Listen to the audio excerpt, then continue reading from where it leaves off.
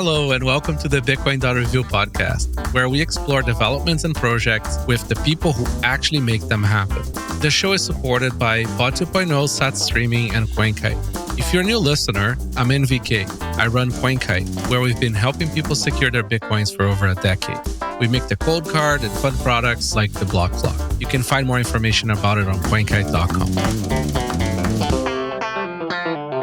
Hello and welcome back to the Bitcoin.review.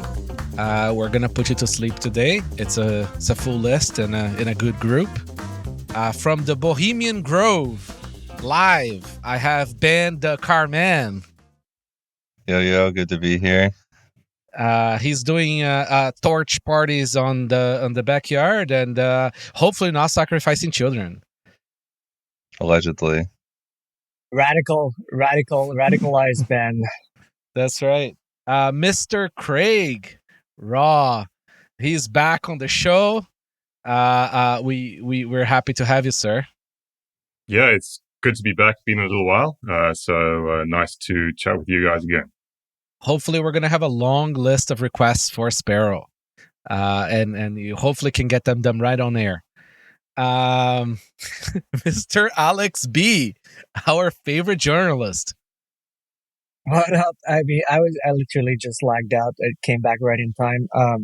Good to be on, guys. Looking forward to this little chat. Good. Question for you. Are you better at journalism or surfing? Surfing, probably. All right, boys. So I've gotten some shit before from a professional podcast producer, Mr. Denny Knowles, saying that I don't introduce the guests well enough, so he doesn't know who's speaking after. Well, Denny, this is the best we can do. Housekeeping. New COLDCARD tutorials, NFC push. Both Ben Sessions and our own D made some good videos on that, so you know how to do the NFC push for transactions. There is another video for applying passphrase and using passphrases. 2 videos, they're great. Oh, and there is a new video for COLDCARD Q secure offline password manager made by Ben and also our own. And I think there's another video coming, or it's ready, on how to set up a 2 of 3 multi-sig with 3 COLDCARDs. That one is cool because you can set it up without a computer. The devices do create the script.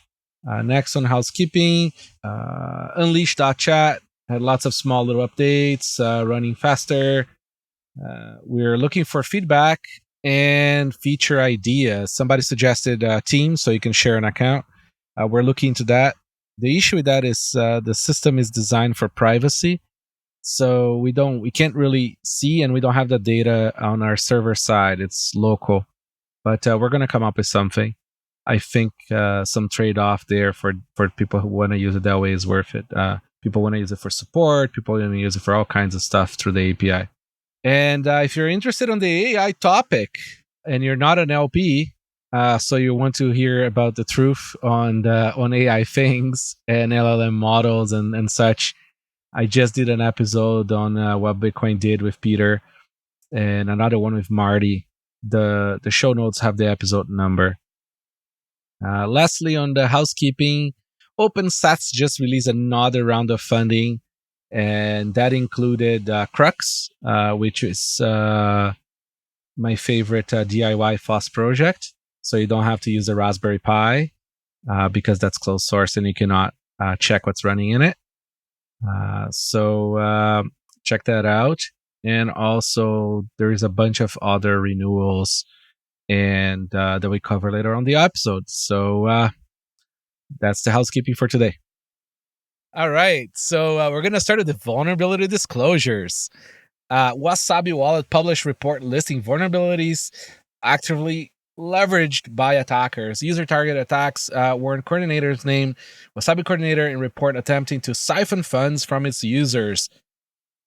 And there is a few others here. I think one of them was also somebody was charging bigger fees that they were telling you before you send things to be tumbled. And what else? There was another one for DDoS, and there was also the one where somebody compromised the file. Didn't we talk about that one on the last episode or no? The binary watch bot. Okay, cool. So we're gonna talk about all of that. Okay, so Craig, you might have some opinions about the siphoning and the high fee tax that they had.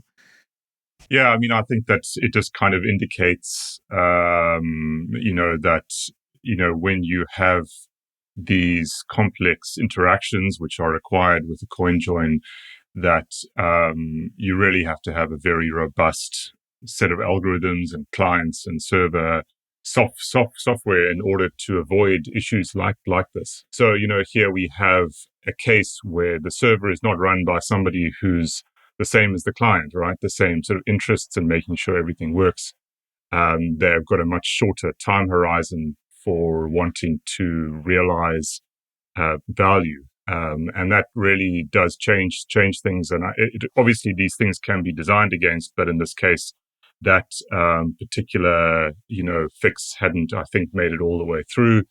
And so there was some ability to exploit this for a while. So that, I think, was, just kind of again shows that you really do have to have a lot of robustness in the software when you don't have the same kind of interests, building both sides, both the client and the server. It's not an easy problem, especially when you have this sort of like let's call it an older type of coin join, right? Where you have the coordinator, and now they're trying to make the coordinator decentralized. So it's not an easy thing, and and then who's gonna trust who's releasing the software. And then it's just like it's a bit of a mess right now, right? And if there is any vulnerability, somebody's going to take advantage of it, because it's confusing times right now for that project. I imagine like a lot of things had assumptions that like the coordinator was honest because they were running it. Now that they no longer are, they have to like fix all these issues. Yes. And then they also had this other one. It was a big win for the binary watch bot that we made at CoinKite Op Research. Look how fancy the name is. And we created a bot that goes and watches the binaries on the download pages of projects. And if the binary does not match the project maintainer's signature, it gives a big warning, right? We found that most people don't check signatures. And, one big attack vector for a project is their website, right? Because there's still a server somewhere that's serving the web page, and it's a lot harder to secure that than it is to secure their actual software that they sign the binaries, right, with. So what we do is we check those signatures, and if an attacker go and replaces that binary file, the bot is going to scream. And it did happen with a binary for Wasabi Wallet. Somebody had compromised that, replaced the file with a malicious one, and it was caught fairly fast. So big win. You should definitely follow that bot on Twitter, or follow that bot on Noster. And there is a website too. We hopefully will add more projects eventually to it, but that was fun. We watch Craig's Sparrow. We watch COLDCARD.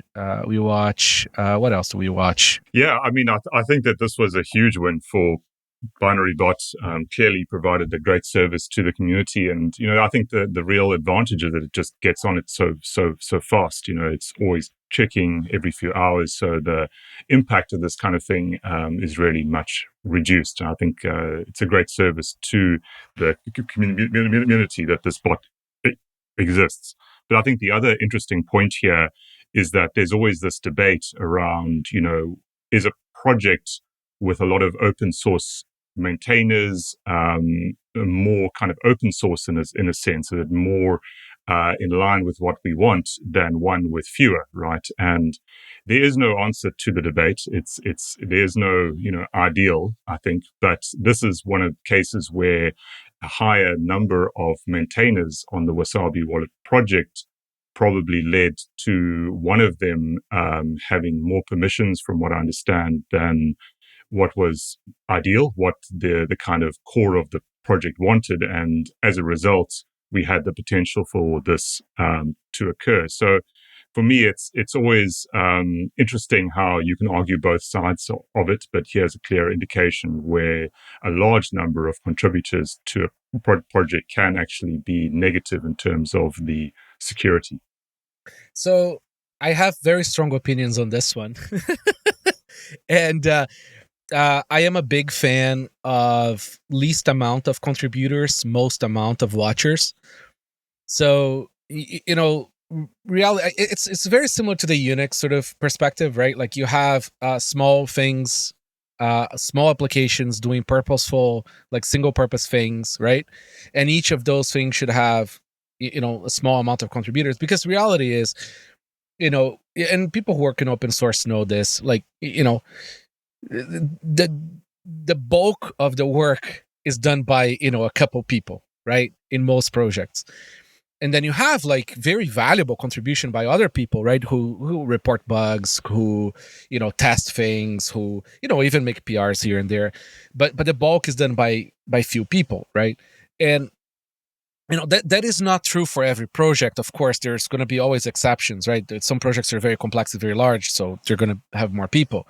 But even in those projects, you're going to have people who are specialized in certain parts of the project, right? Like look at Bitcoin Core, right? It's not everybody committing to everything.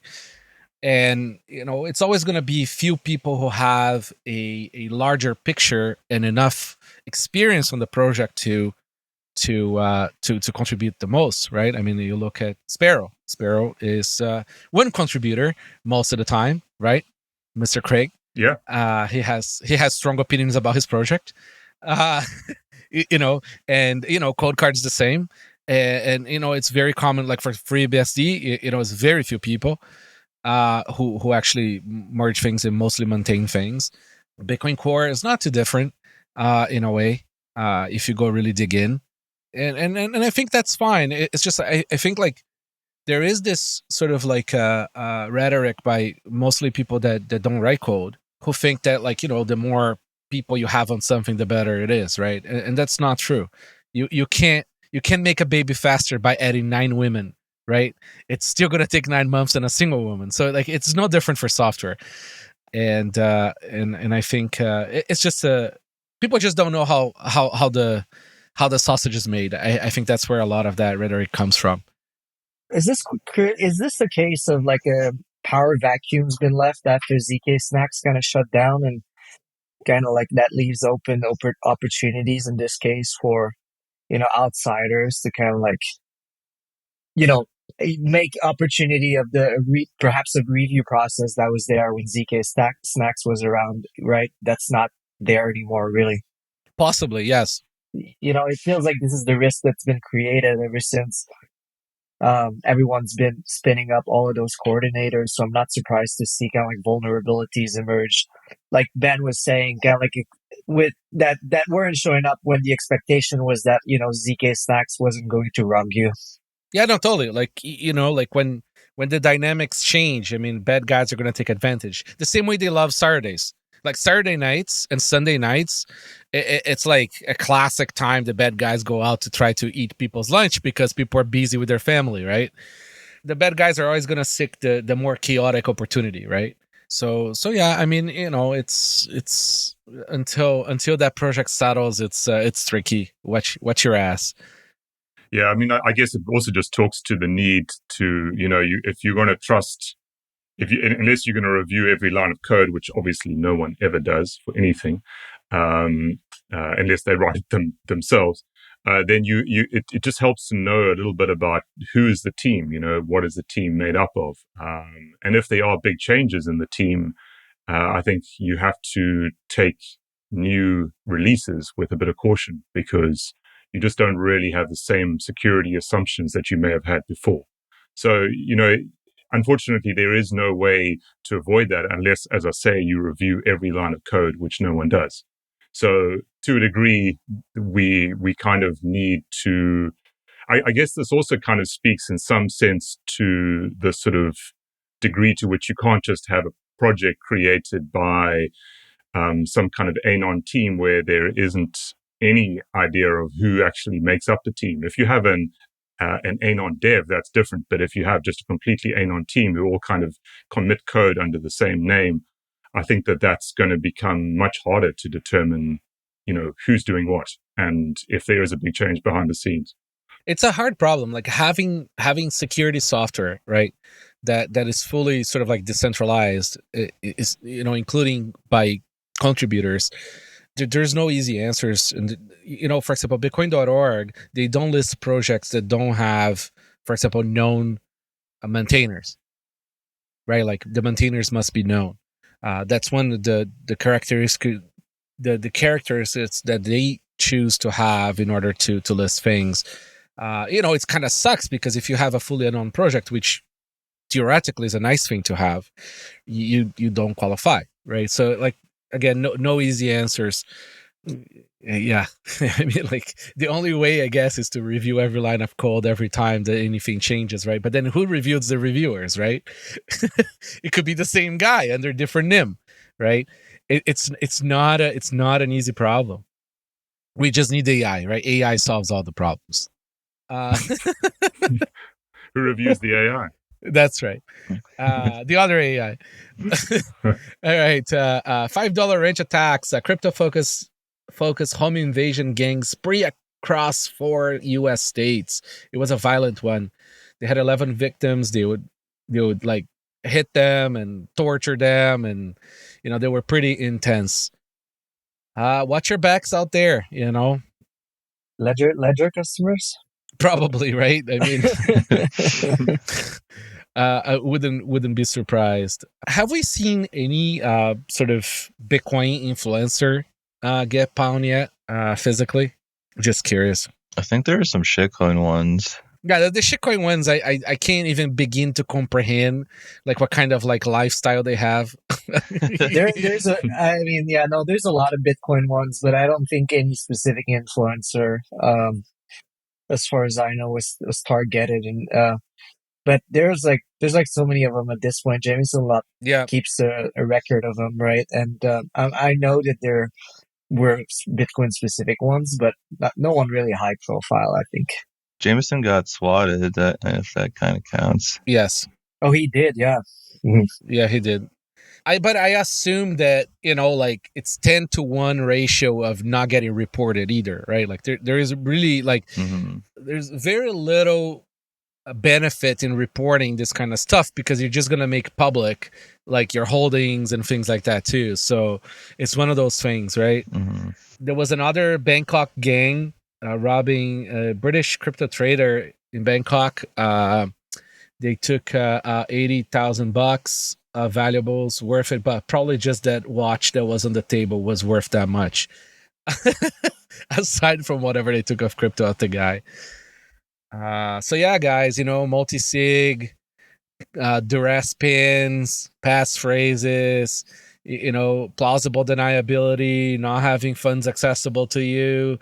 Let's up the game, So I asked you that question on Twitter. I don't remember if I saw the reply, but is there actually like security research that has gone into duress pin systems wherein my assumption is that if it's a premeditated attack, like if it's a targeted attack, you're kind of like just giving the attacker an excuse to blow your brains off using a duress pin. So there is a lot of research done pre-crypto on duress pins. Right. Home alarms, banks.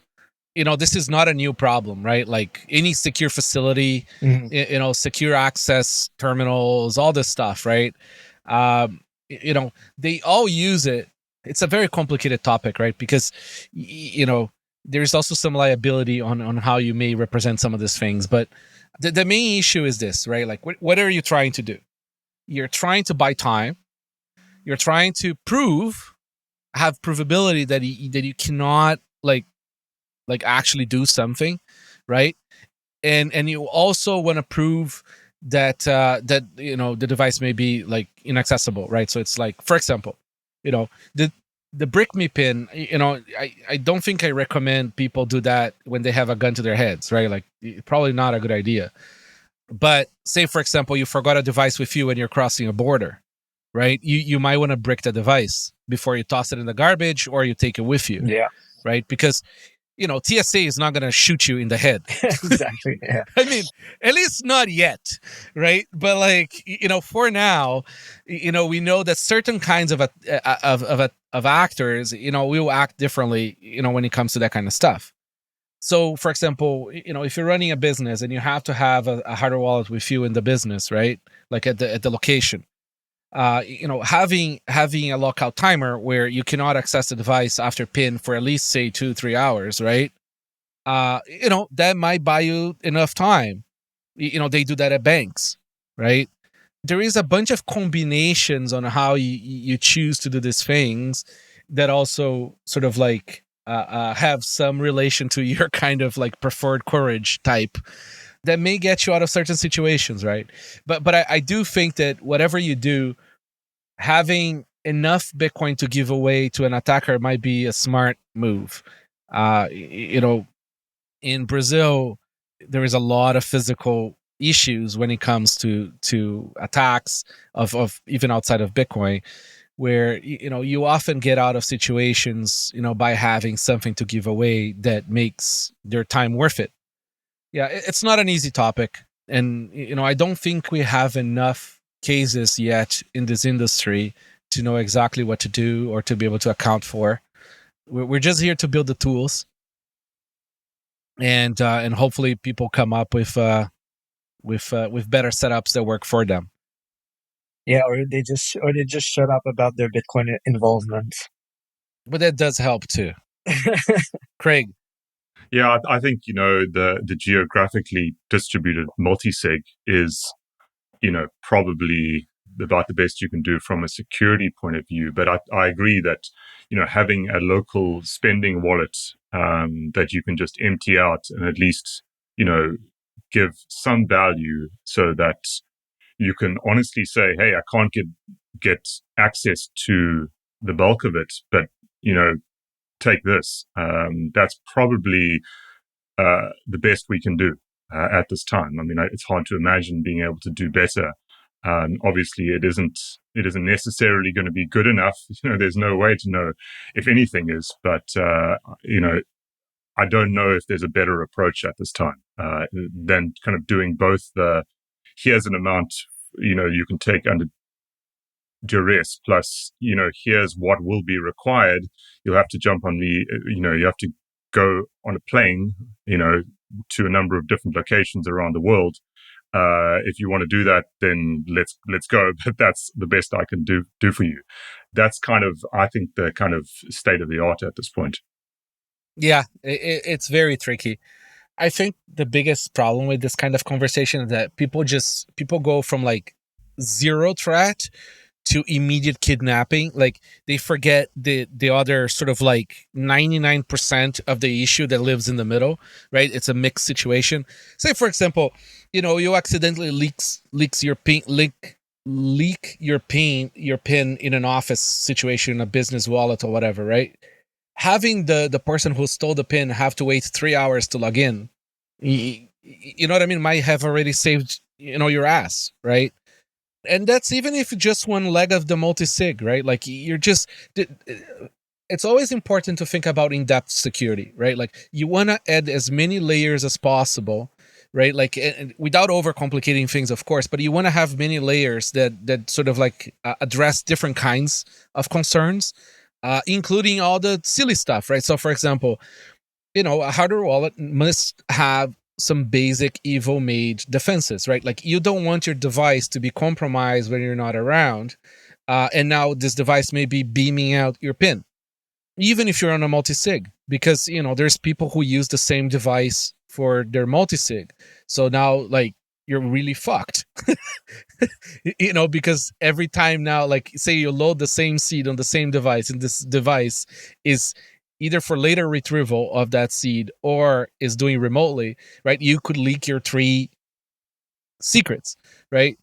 Anyways, it's just important to think this stuff through and like think best practices, like see what people have been doing for years, try not to be a smart ass. It might save your ass. All right. Regression, regression with 2 S's. That one is great. Critical open SSH vulnerability allows remote code execution on Linux systems. CV for it. Go look at it. It's a biggie. Better yet, use FreeBSD. Always the answer is use FreeBSD. Messenger app Signal fixes encryption key flaw affecting desktop clients. It's a known flaw since 2018. This is controversial because I don't know why it's controversial, really. Like, if you're storing a fucking key, like, encrypt the key locally, right? So it's always encrypted unless it's being used, especially on your DB, if it's on a DB. I think that was a big, it's one of those, it's hard to know if it's in incompetence or intended incompetence on this one. It's, if you could have had other apps. Right. Did they know about it? Did they know about it all this time? Yeah, I believe so, because it's known flaw since 2018. Right. So, not great. Privacy apps are always suspicious when it comes to this kind of stuff. You never know, who's trying to add those flaws, which could be seen as vulnerabilities. But anyways, it's been addressed. And if you can't secure a key on an environment, don't offer the client on that environment, right?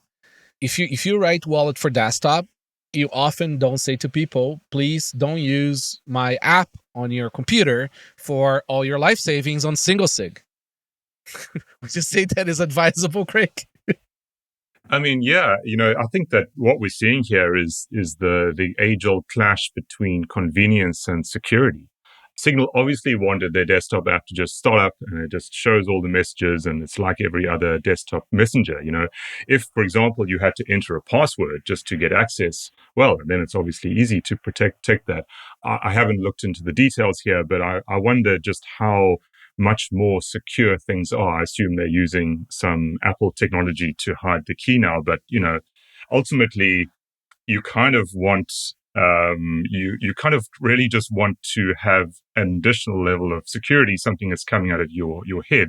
And yes, it's annoying to have to enter passphrases or do other things like that. But unless you do, the reality is that the app can get hold of that key, which means potentially another app can get hold of that key, which means another app has access to whatever information is there. That's just the way it goes. So that encryption key might not be stored in plain text anymore, but unless Signal, the app, is asking you for additional information before it shows you information, then I'm not sure that you're all that much better off. That's just kind of me thinking about it from a surface level. Yeah.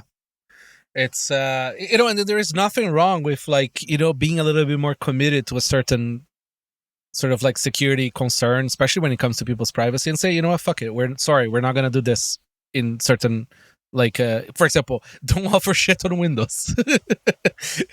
That is critical, right? Because if your marketing says this is state actor proof and it's for you to, your life can depend on it, right? Then your bar should be higher in how you deploy your system, right? It's no easy answers.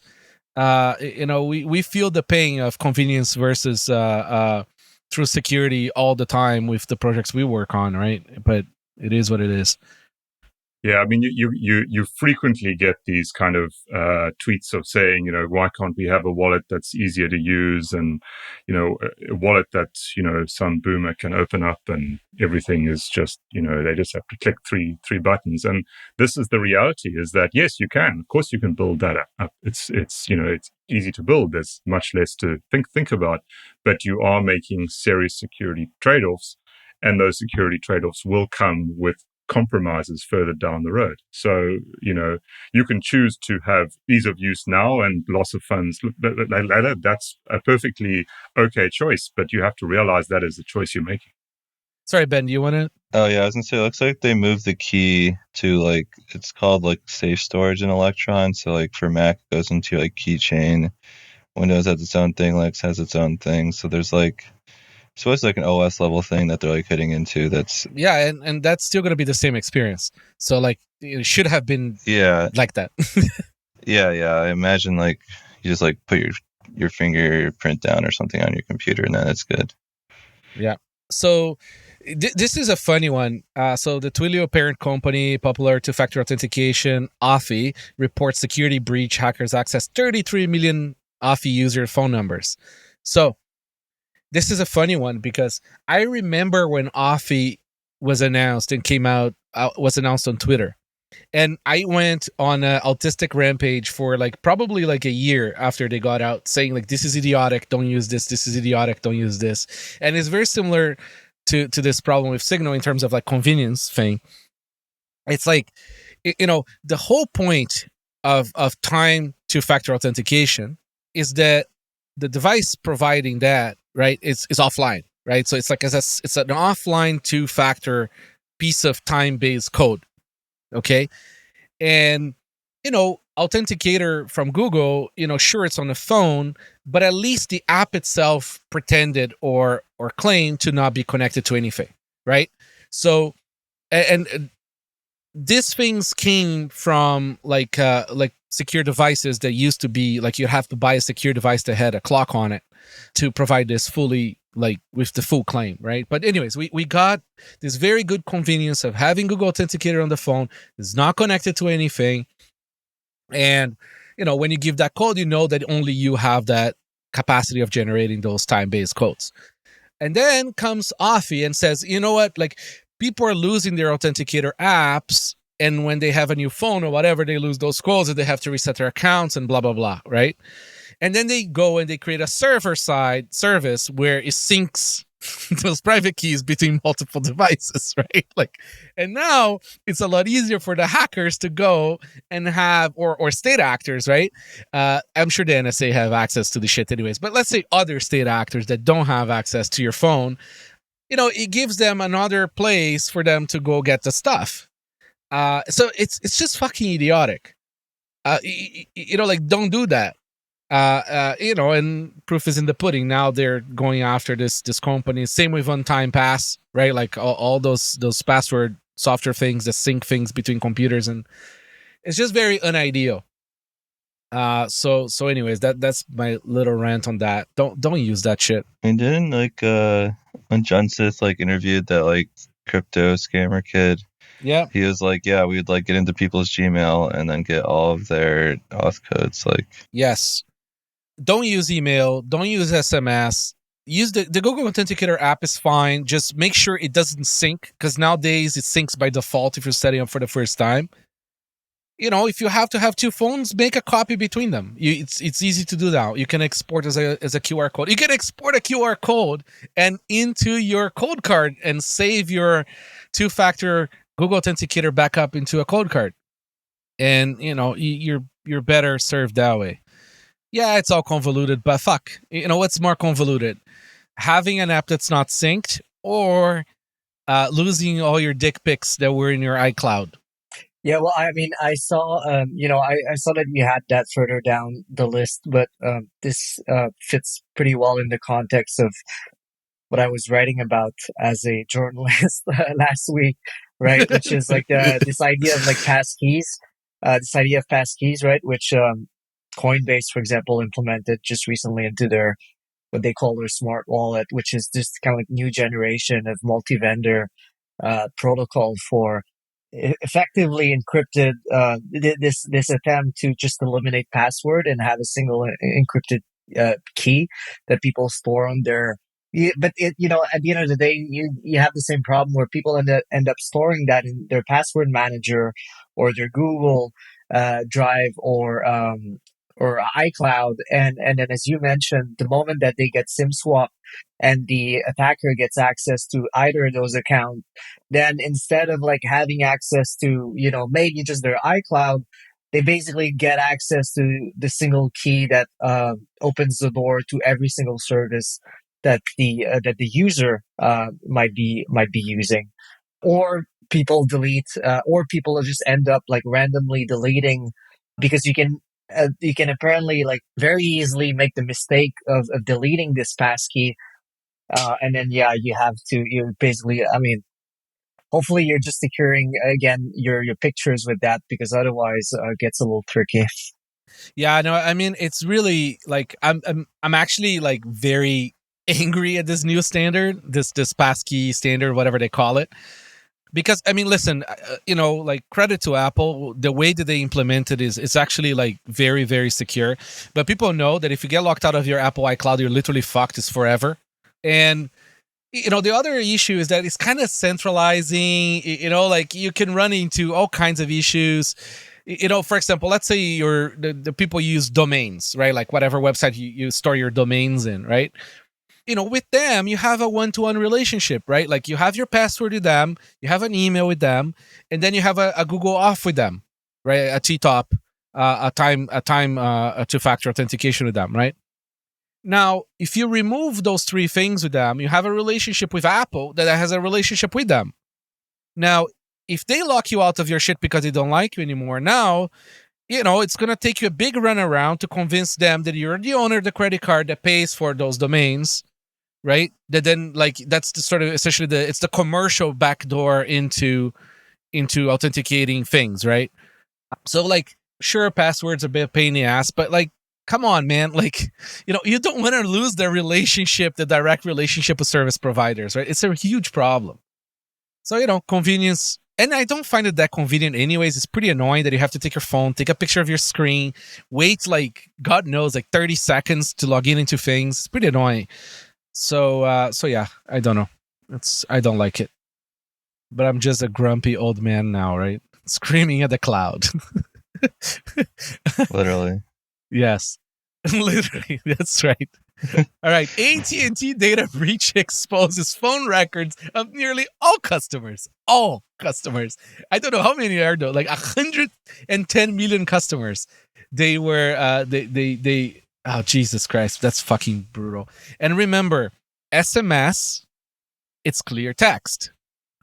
So every single text message that people sent between an Android and an iPhone that was not on fancy new modern iMessaging specs that are encrypted, are technically available to these bad guys. And maybe they were watching for your two-factor authentication, because all SMS two-factor authentication is clear text because it uses SMS. It doesn't use modern encrypted phone SMS, let's call it this way. So they said it was just the metadata, not the actual content. So it'd just be like, oh, Ben was texting NVK, not what I sent you. I don't believe them. Yeah, I mean, that's, yeah. And also, there was another data breach that was the text messages, wasn't there? I can't remember now. I'm losing track of this stuff. I mean, yeah, it's pretty, I was kind of like astounded at the idea that basically all of the phone records from every customer were leaked, but it didn't blow up, like you would have expected it to, I don't know, like 10 years ago. It's just now everyone is just so used to it. There's no expectations of privacy at all. Obviously, people care a little less about their phone records these days, perhaps because they're using the phone less, but it's pretty jarring. And like only the metadata, like the entire history of communication between phone numbers is an absolute fucking treasure trove of, if that becomes available. Like, I mean, there's got to be people that are digging through this at the moment and trying to, like, put puzzles together about certain entities or identities and whatnot. So, it might come back into the news cycle when a little later down the road, when somebody actually got compromised in a more significant way, specifically because of that. Yeah. My new between quotes conspiracy theory about the stuff is, I don't know if you guys noticed, but it seems the American government stopped complaining about companies' encryptions and things. So it's sort of like letting people be free, probably because they've they have the proper vulnerabilities now on the hardware of phones, computers, whatever the fucking hardware silicon you have. So they're just accessing everything that they want anyways. So like, when they stop complaining, that's when you worry, right? So that's my new I mean, like, listen, when you turn on the firewall, proper firewall on your laptop, your daily driver, right, you see the traffic. It's like it's insane. Every fucking application on your computer now wants to talk to the internet, and that's not even talking about like the hardware vendor shit too, right? So I just assume everything, they're just watching, and that's it. I'm not saying like that's a reason to give up, but I think it's an important thing to keep in mind if you're trying to do, life depending things as a journalist or as a source or whatever. Just, assume all this shit is compromised and go maybe meet in person or send a carrier pigeon with a micro SD card, I think one of the scary things about the breach is like, you could be like a not AT&T customer but still be affected, because like if you're texting AT&T customers, Yeah. well, now you're leaked. So yeah, like even if you like chose some like private SMS provider, you're still fucked. So yeah, that's shitty, but can't do much there. Look at this. That's a nice one. The next one. Do you know those people who want your dick pic in order for you to sign up for an exchange?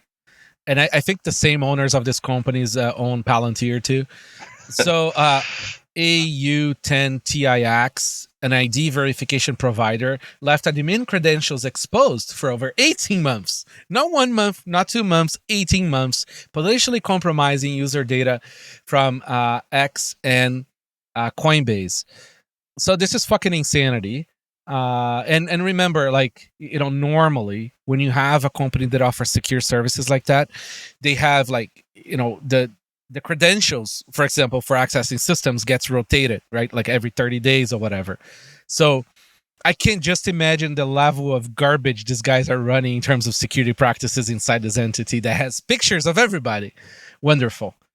Yeah, I mean, you do have to wonder, like, which direction are we trending long term? I'm hopeful that we're eventually going to trend in the direction where this kind of thing is not normalized to the point that you can just, have massive data breaches like these and no one cares. I hope that over a long period of time, it eventually becomes a focus of society to try and get rid of this. And obviously the only way to do that is to make it illegal to store this information in the first place, which Europe did try to do with GDPR, right? There was a genuine attempt, and unfortunately it seems like currently it's maybe not really winning the war, but I am actually hopeful. I'm not realistic that it might not happen, but I am hopeful that over a long enough period of time, we are going to get to a point where society says, this is not okay. We can't just have this kind of thing happening week after week, month after month, and no one cares. I do think that over time, it just takes, decades, I think, for the technology to catch up, but also for, the education of society in general to get to the point where people care enough about their data and are sufficiently savvy about the impact of these things in their lives to actually, vote on them or, create some kind of meaningful pressure to actually create the laws. But we're just so early where so many people don't even really understand what this piece of news even means. That's the world we live in today. I think, in time, we're going to get to a point when all of the Gen Xers like us have died and so forth. We're going to get to a point where we're going to have people who are far more data savvy and data conscious and data aware that they will actually care to the point of ensuring that this kind of thing just can't happen. Funny enough, I mean, we're going to end up just having like, people using AI video feeds to fake those pictures. It's going to be a shit show in the coming years from both sides, right? They're going to try to tighten it, but I'm with you there. I think what we need really, like, it can't be a state mandated thing. It needs to be a market solution. And I think liability and liability lawsuits really is where this thing gets resolved. I think once you start having class action lawsuits against a service provider that lost the information and caused a lot of harm, and then there is like a literal dollar number attached to that harm, and you see a few companies going out of business because of that. I think that then they will fight back government, because the banks can fight the government back, right? Like we can't.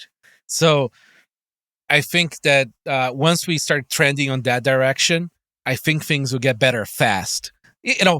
Just imagine when like exchanges get like, say for example, exchanges that require you to do I don't know, like a video call to like take the funds out, right?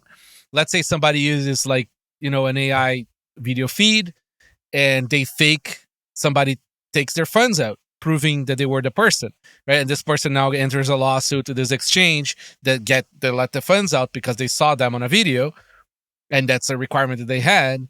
Now where's the liability here? Who's at fault, right? And you start seeing these people suing each other. I think things get a lot better moving forward.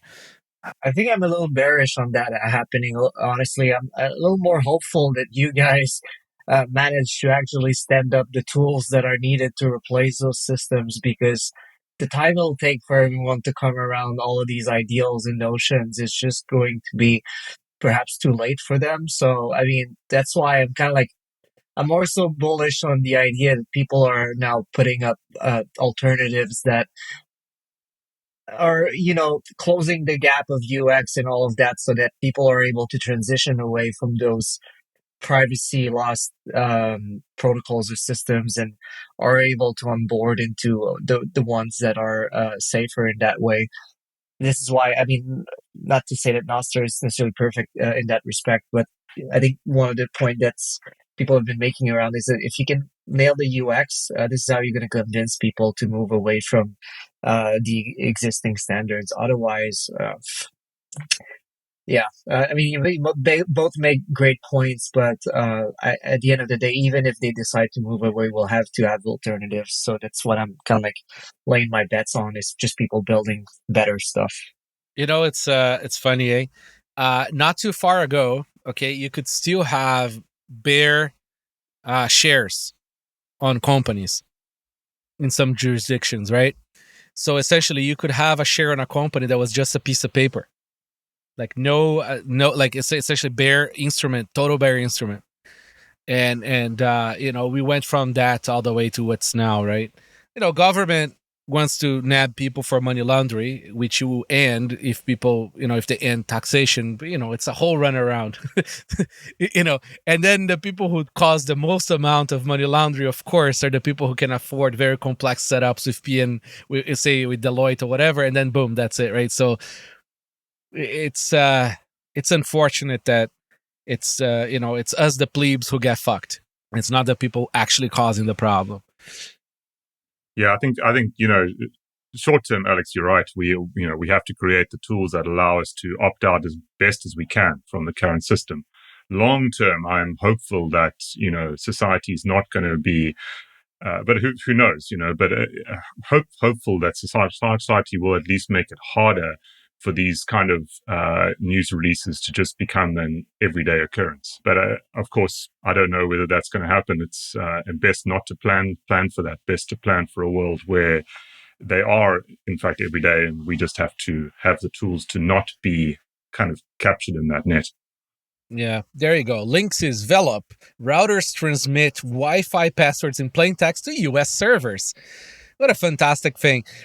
Like, tell me this is not a hacker who probably got into their source code and changed the code to do that. Like, I mean, sure, it can be like incompetence, but it's just the level of incompetence is just a little too high on this one. And why is this shit beaming out the password for your Wi-Fi too, right? Like the verbosity of like all these devices now, like how much they talk back to.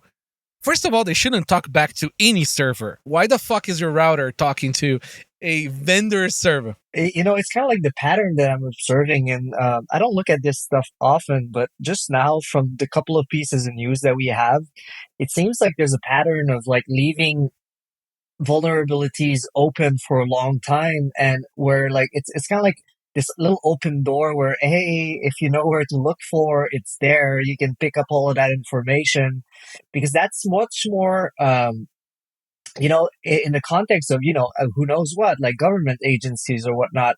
That's kind of like a workaround from giving tacit kind of acknowledgement that you're granting like this government entity access to your data. No, you're not doing that, but you're going to leave like the back door open so that if they know where to look in, they're gonna find that access, and then if someone, if a white hack stumbles on it, you can just say like, oh fuck, like, we just fucked up. No, never mind, we'll patch it, and then you just open another door.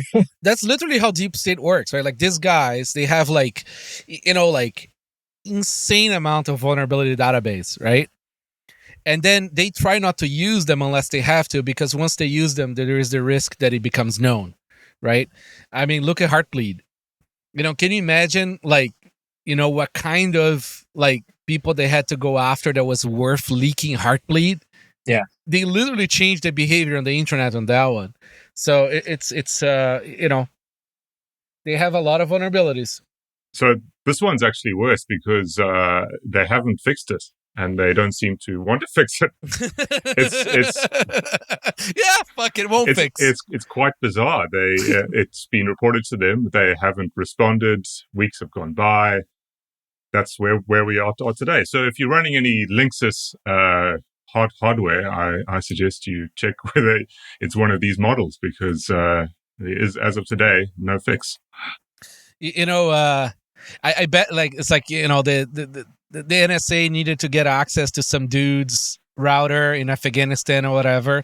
The guy doesn't check vulnerabilities for his router, and so like they told the Linksys company to say, hey, don't fix this yet. This guy has not figured it out. We need another month. Would not be surprised. All right, we can take a shower now of all this crap and talk about software releases and updates, new things, building, not destroying. Bitcoin Core version 26.2. We normally don't go over the nitty gritty of Bitcoin Core because the folks at OpTech do a much better job than we do. But is there any little thing here that you guys want to talk about? There is one thing I want to mention. Apparently, there was like 60% of the nodes on Tor for Bitcoin were like dropped or something. I didn't really read into the story. I didn't have time. But if any of you guys know about that episode, I'd love to hear. I don't think anyone knows yet, but I think the hypothesis is like someone like Umbrel or Start9 might have broke something, and then like that's why a bunch of stuff's breaking. But I don't think anyone's like found a direct source yet. It is worrying, though. Yeah, it is. We shouldn't treat such things lightly, but yeah, I think Ben's right. I haven't seen any attribution for that. I mean, honestly, like I don't think 60% of the nodes of Bitcoin Core on Tor would be Umbro. I hope not. Yeah, I think people running on Tor will probably be a little bit more tech savvy and probably running their own. I'm sure there are some, but I can't imagine it's 60% of them. But who knows? Maybe it is. Maybe people got lazy. Umbro is a good project, though. I mean, like, and their new hardware is good too. So I can understand why people would use it. Anyway, so Bitcoin Core 26.2 is out. Merged BIPs. This is cool too. Address scheme for time lock fidelity bonds, BIP 46. It's amazing to see a 2-digit BIP being merged. Now, derivation schemas for MUSIG to aggregate signatures. Sorry, aggregate keys. BIP 328. Nice to see more advancements on MUSIG 2. MUSIG to PSBT Feud added. BIP 373. Miniscript got merged 379. Musig descriptor key expression BIP 390. So it looks like the BIPs are getting merged with the new quorum of maintainers.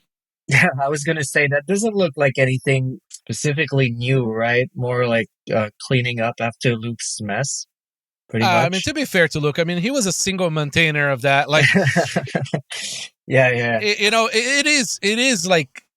It is fucking awful work, to deal, especially the BIPs, because people are under this impression that because it's a BIP, it's going to make it into Bitcoin Core. Look at BIP 300. It'll never make it. Even though it's merged. Anyways, so nice to see. I think just a shout out to Merch there, who, I mean, I've just got one view of the world, but I've seen Merch doing a lot of work there. So thanks to him for quite a bit of this. Yeah, it's a lot of work. COLDCARD Edge version 6.3.3 shared improvements of both Mark IV and Q. New feature, ranged, provably unspendable keys and unspent support for taproot descriptors. We want the kids to do more work with taproot. So we're slowly adding the things to Edge. New feature, address ownership for Miniscript and TapScript wallets.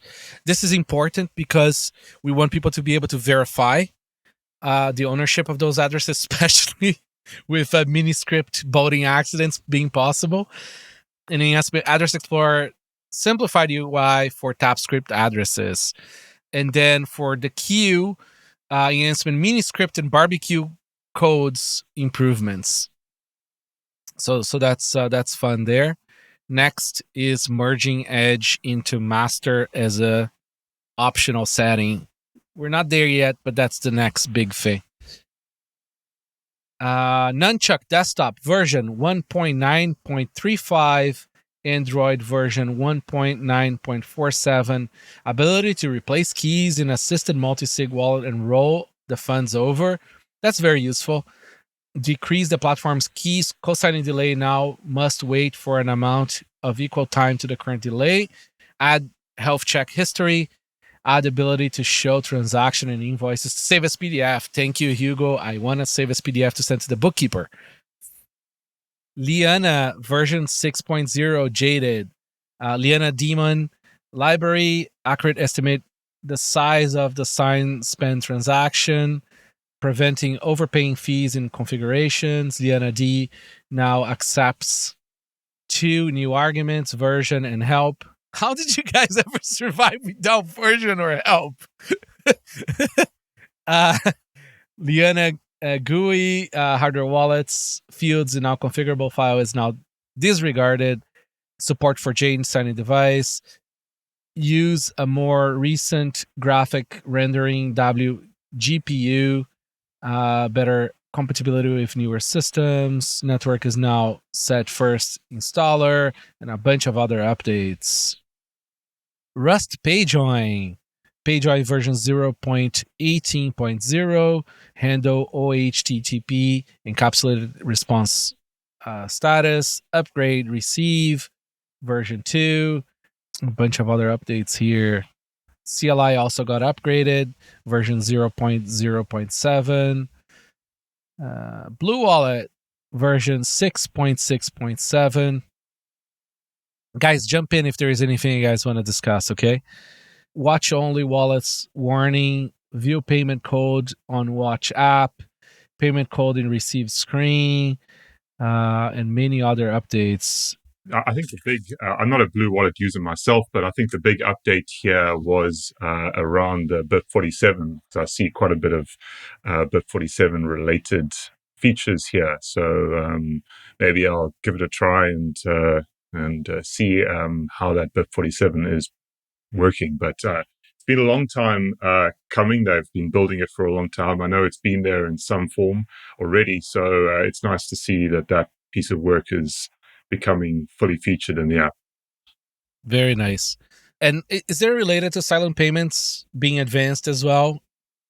I don't see anything with silent payments. The trouble with silent payments is they are very much not friendly for Electrum servers and wallets like Blue Wallet Sparrow, many others are, basically using the Electrum server protocol.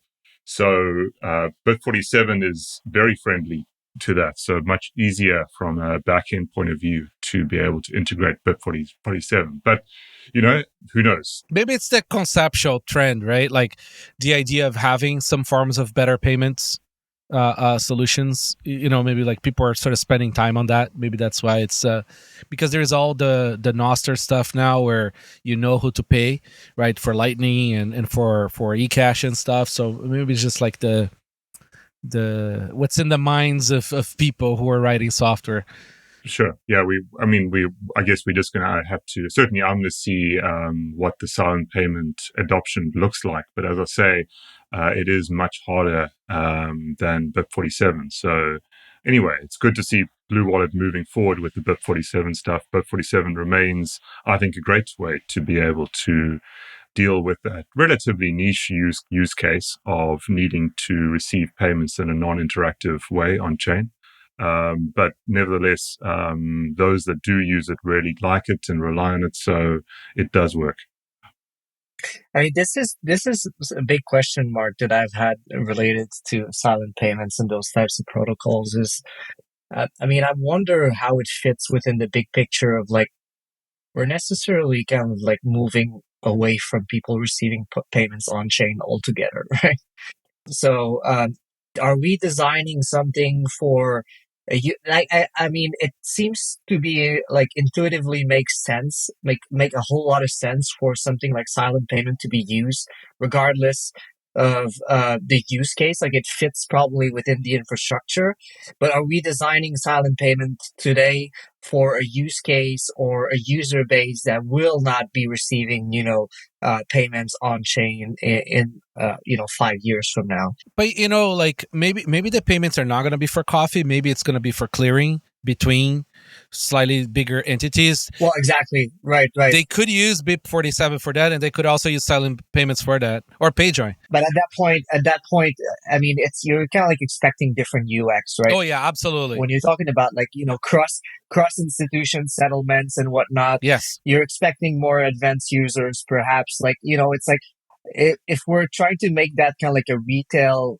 product or use case, is that kind of like backwards, perhaps? So I think about those things a lot. I don't have a very good answer to that, but I'm sure people will figure it out. No, I'm with you there. Yeah, I mean that's why I tend to see, and I've sort of got the in the trenches kind of experience being, I think, the second or maybe the third wallet to have implemented Bit47. And, as I say, those that do use it really like it, rely on it.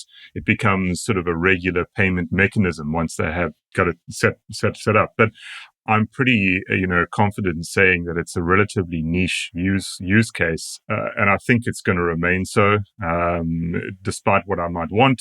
I kind of agree with you.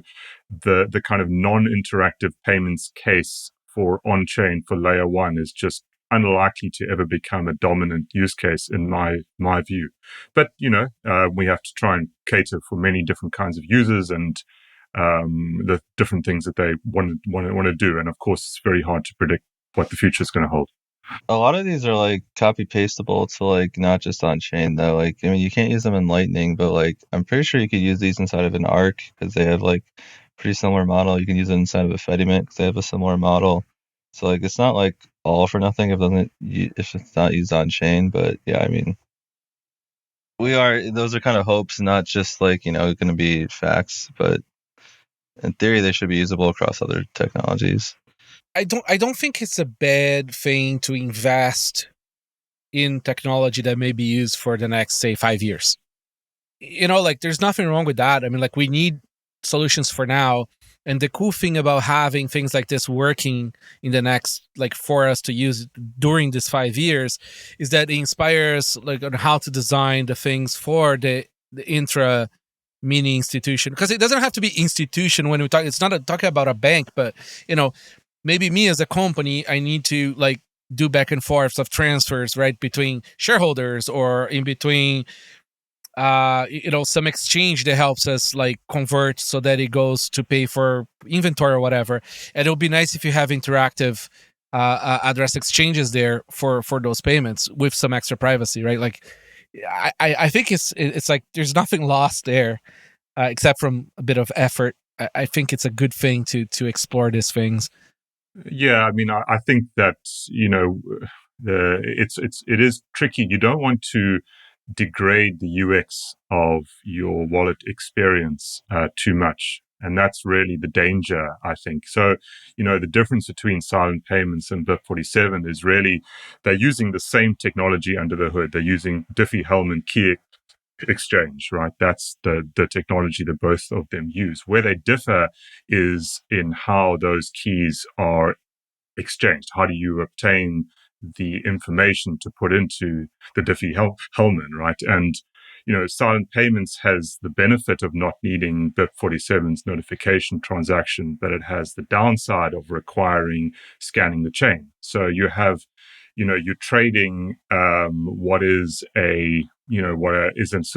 this additional artifact that many people don't like with a much more, heavier and, arguably worse UX experience.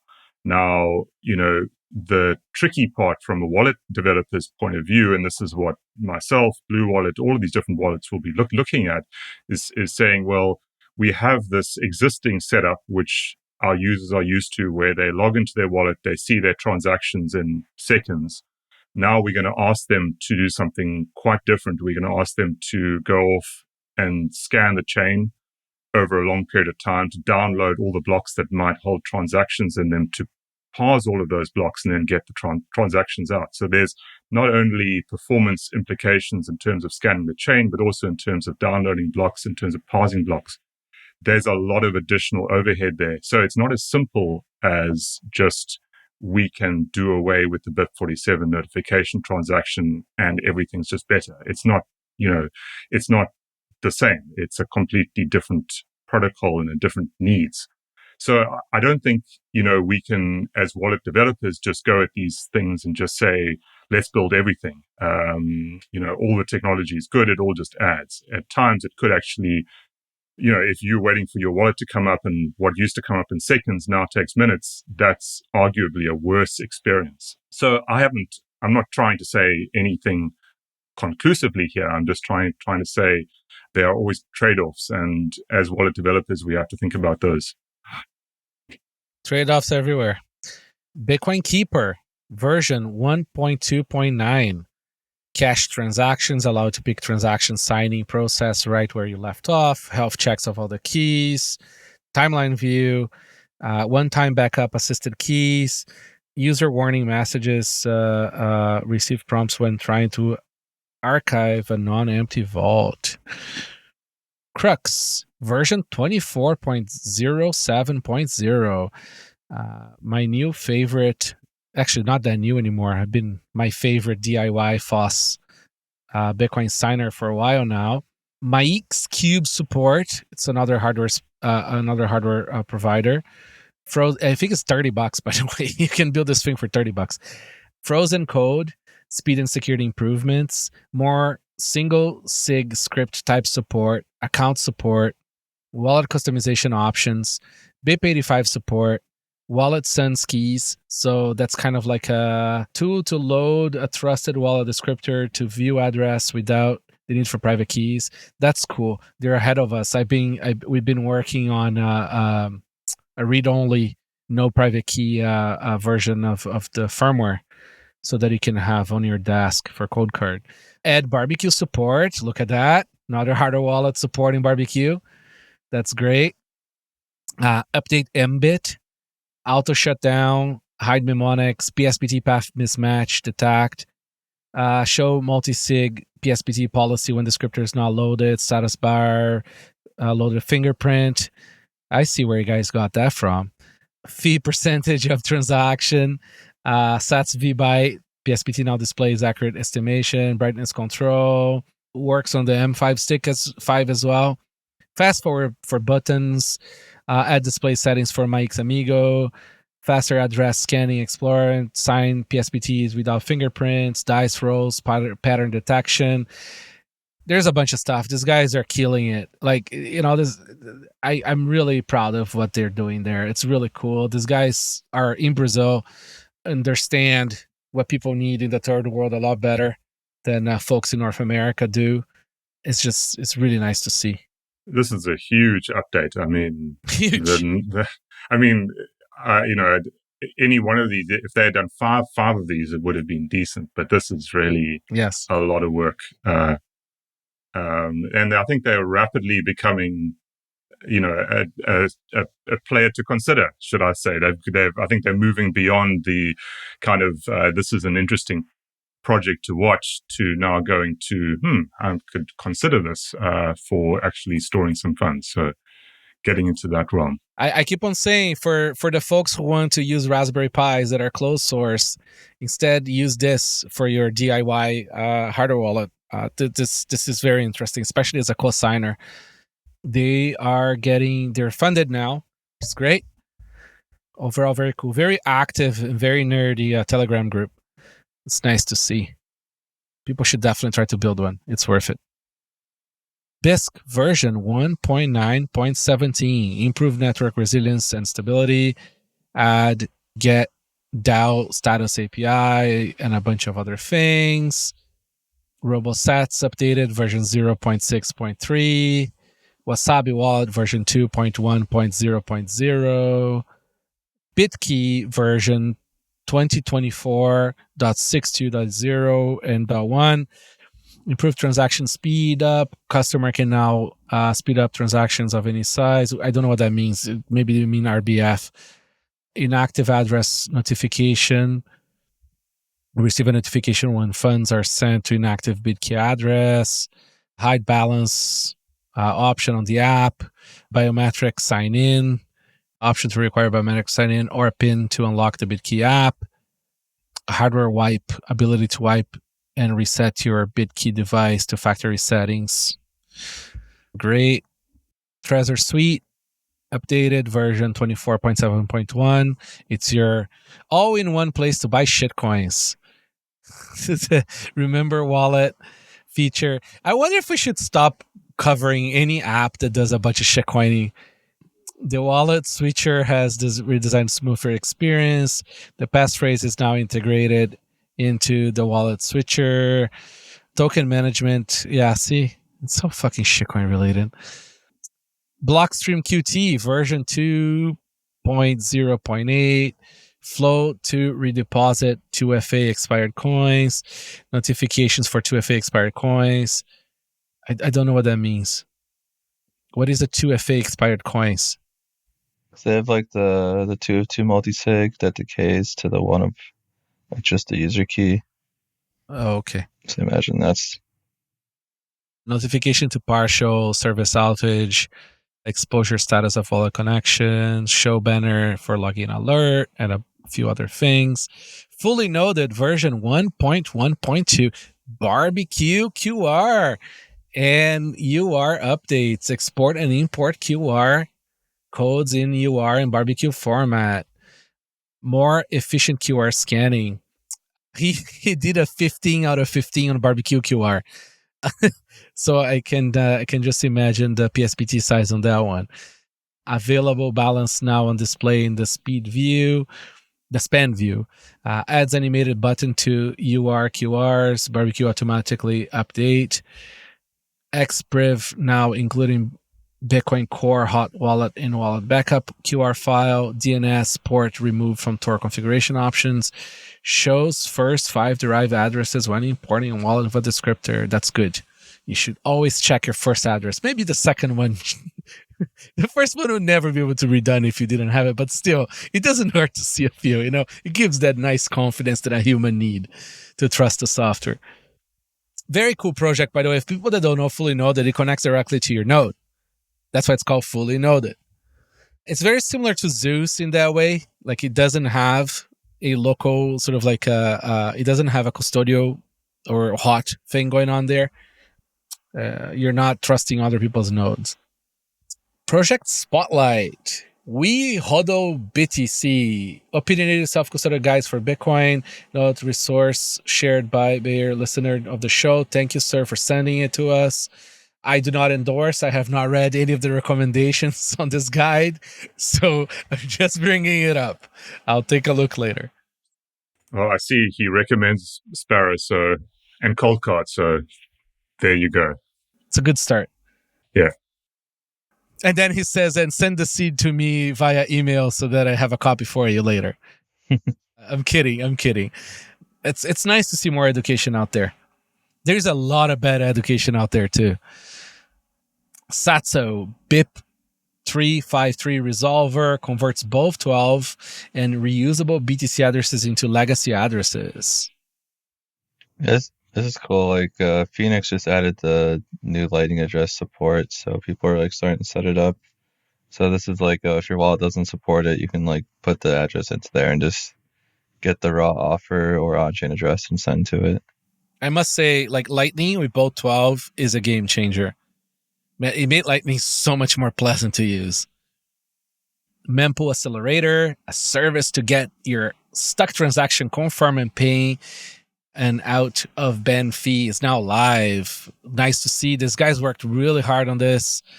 It's nice to see them getting it out there. Useful service. Sometimes RBF is not enough. PSBT Commander, a Rust BDK powered PSBT creator. The project is in beta and now recommend to use real funds. Not recommended to use real funds at the moment. Brolup version 2 introduced a new zero knowledge proof system that operates without trusted setup. Yeah, there's no code there, just to be clear. When it says introduces, it's just another idea of Barak. So obviously, none of it has been implemented, and none of it is likely to ever be implemented. But it's actually cool. It's a great name.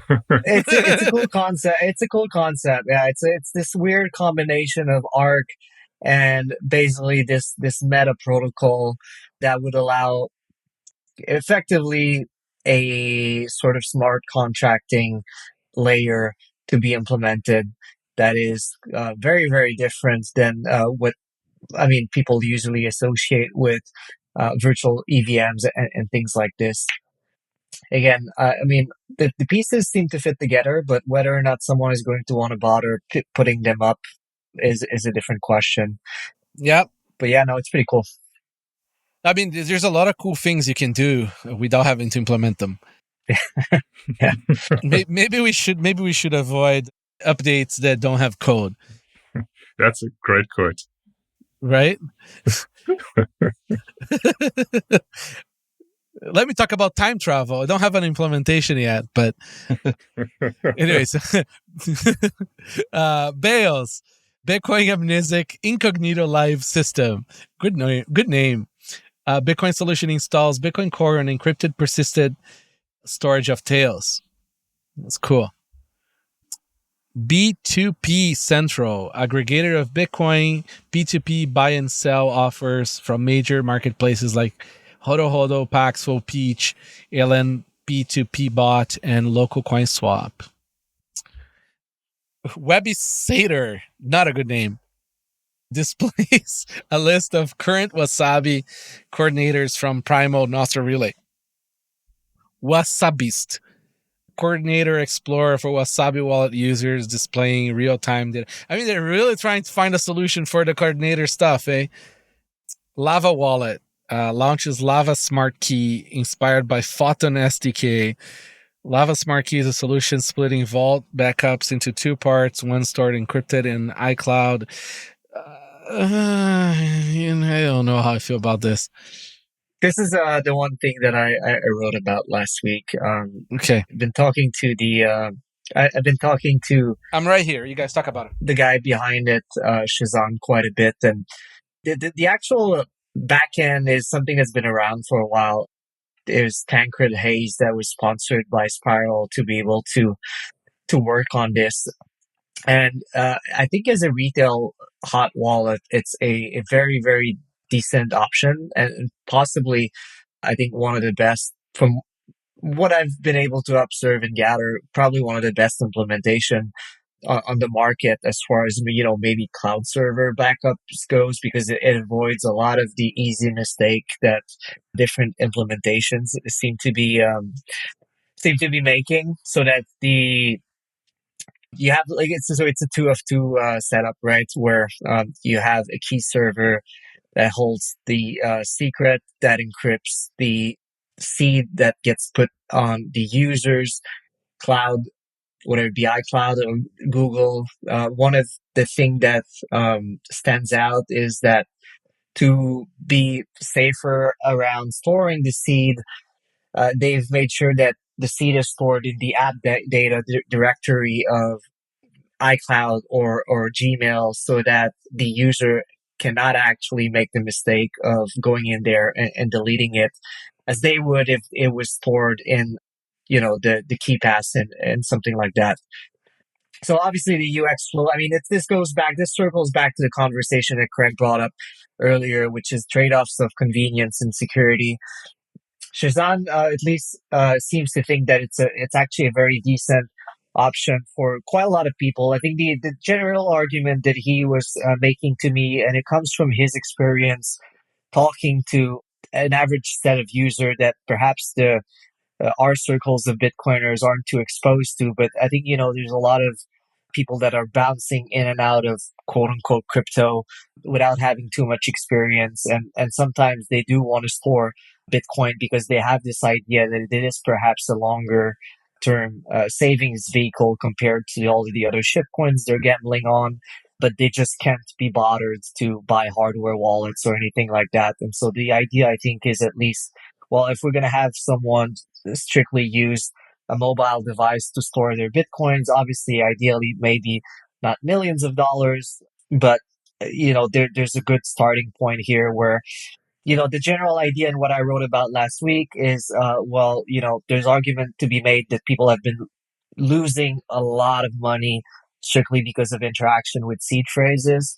And so how can you possibly eliminate that, or at least mitigate that? And obviously, I know that in this panel of security experts, it's not going to be a very popular option, but what I think Lava tries to do is address the section of the market that's just not ready to allocate serious resources or time or efforts even towards more complex, they just don't want to be bothered with a hardware wallet. They get to this screen where they're asked to write down seed phrase, and I know this is the popular counting seed phrases are too hard, and people disagree with that. It's not necessarily that they're too hard; is that people are going to write them on a piece of paper and they're just going to discard them, lose them, or next thing you know, they're just putting that into some controversial opinion. Yeah. Go ahead. So controversial opinion is that, if people are not ready for seeds, they shouldn't own Bitcoin of the amount that you need to have a seed. So my point is this, because what's going to happen is they're going to get owned in some other way because they're just simply unprepared to take custody of real funds. So people who are not ready to have a seed phrase backed up somewhere, even in single sig, maybe for them it's better to just keep shit in an exchange of high, like a good name exchange. It's probably safer than some startup, trying to do a bunch of crypto in an app that could be owned. I don't disagree, but there's a case to be made that they also get rugged by custodians, not in the sense that the custodian rugs them directly, although that can happen, right, but in the sense that there's been so much social engineering around the fact that, people, there's another series just lately on Twitter where people were having, fake Coinbase employees calling and coordinated that with and so you make a good point. The problem when dealing with custodians is people have this expectation that someone is taking care of their Bitcoins, and when that someone is calling you on the phone and telling them that there's an issue, they're going to be like, well, just take care of them, and here's my access and fix that problem. And then they just gave away this is their social engineering, exploit that, I think John said did a great job at highlighting the other day. So there's no perfect solution. I mean, you do make a good point. Yeah. You do make a good point. Like, I mean, that's a fair argument for it. Yeah, I think where things become tricky is that, I think it's great that we have, first of all, an open market and people can bring all kinds of solutions to address different points on the curve where people might be at. That's clearly a win, and we just see what works and what doesn't. But I think where the dangerous part comes in is if, these solutions are then further touted to be more secure than they actually are. And they normally do that. That's often what we see, right? Is that it's great to have a solution and that solution experiences some success. And I'm not trying to pick on them. I'm not saying they will do this, but I'm just saying that's often what you see is then that solution then gets said, well, you can store your life savings on this, no issue. And that's when you see people really getting rugged for very material amounts. And that for me is something we all want people to avoid, because that's really what makes the whole thing look bad, look like a place where people just go to lose their funds. So I think that there needs to be an argument on both sides, keep on having the argument on both sides, but we can't just have a situation where kind of we degrade on key security issues as the sort of materiality of the funds increases.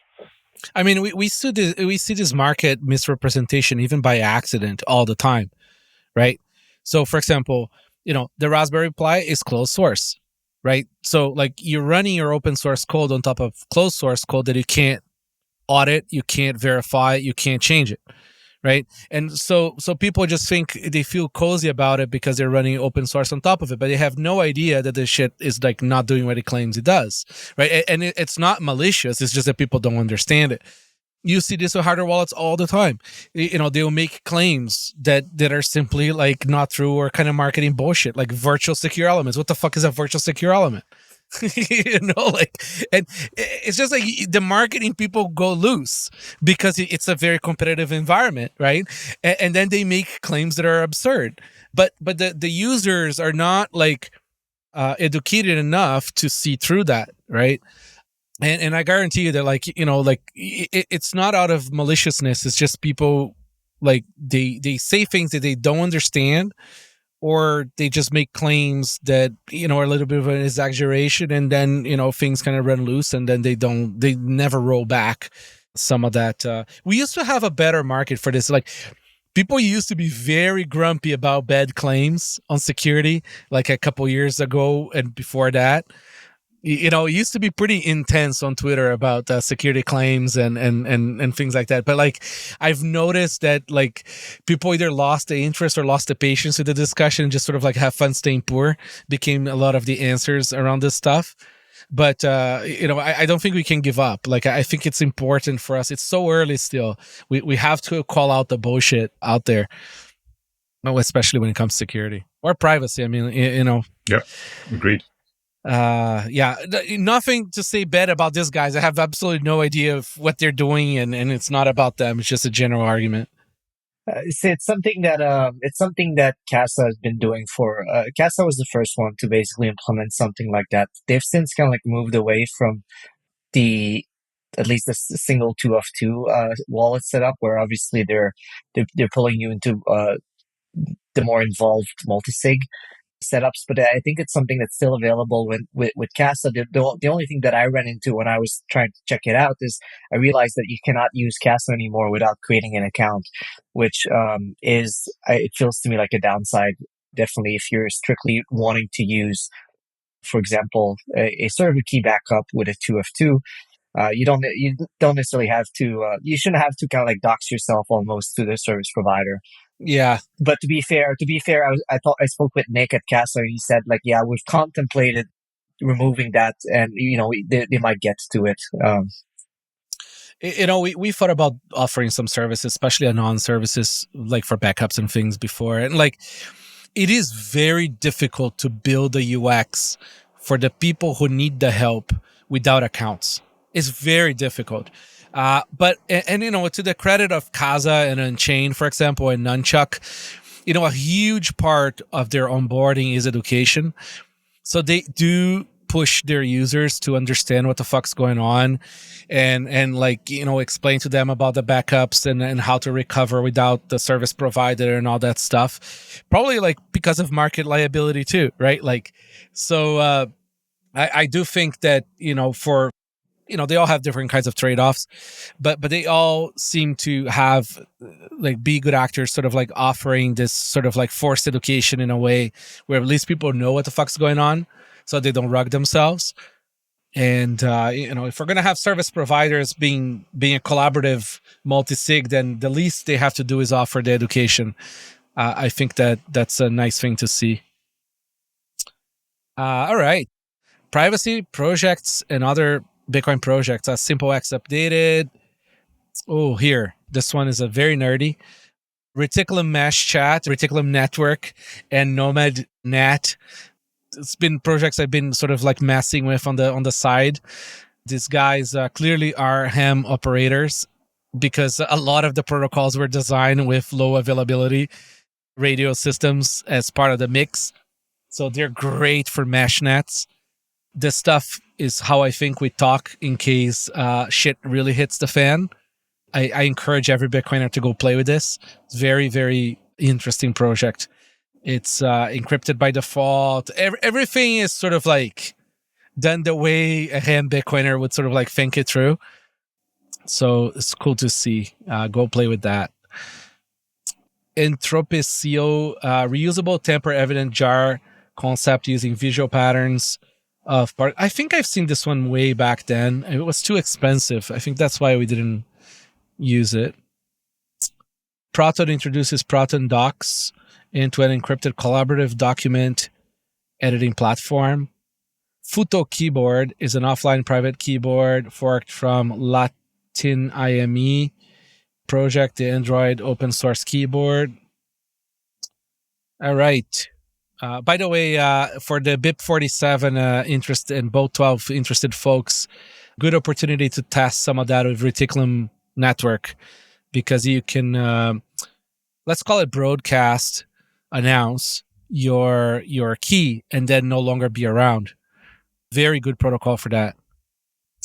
And it doesn't have good scaling properties, but it does have enough for other people who would be able to use the stuff and participate. Is good enough.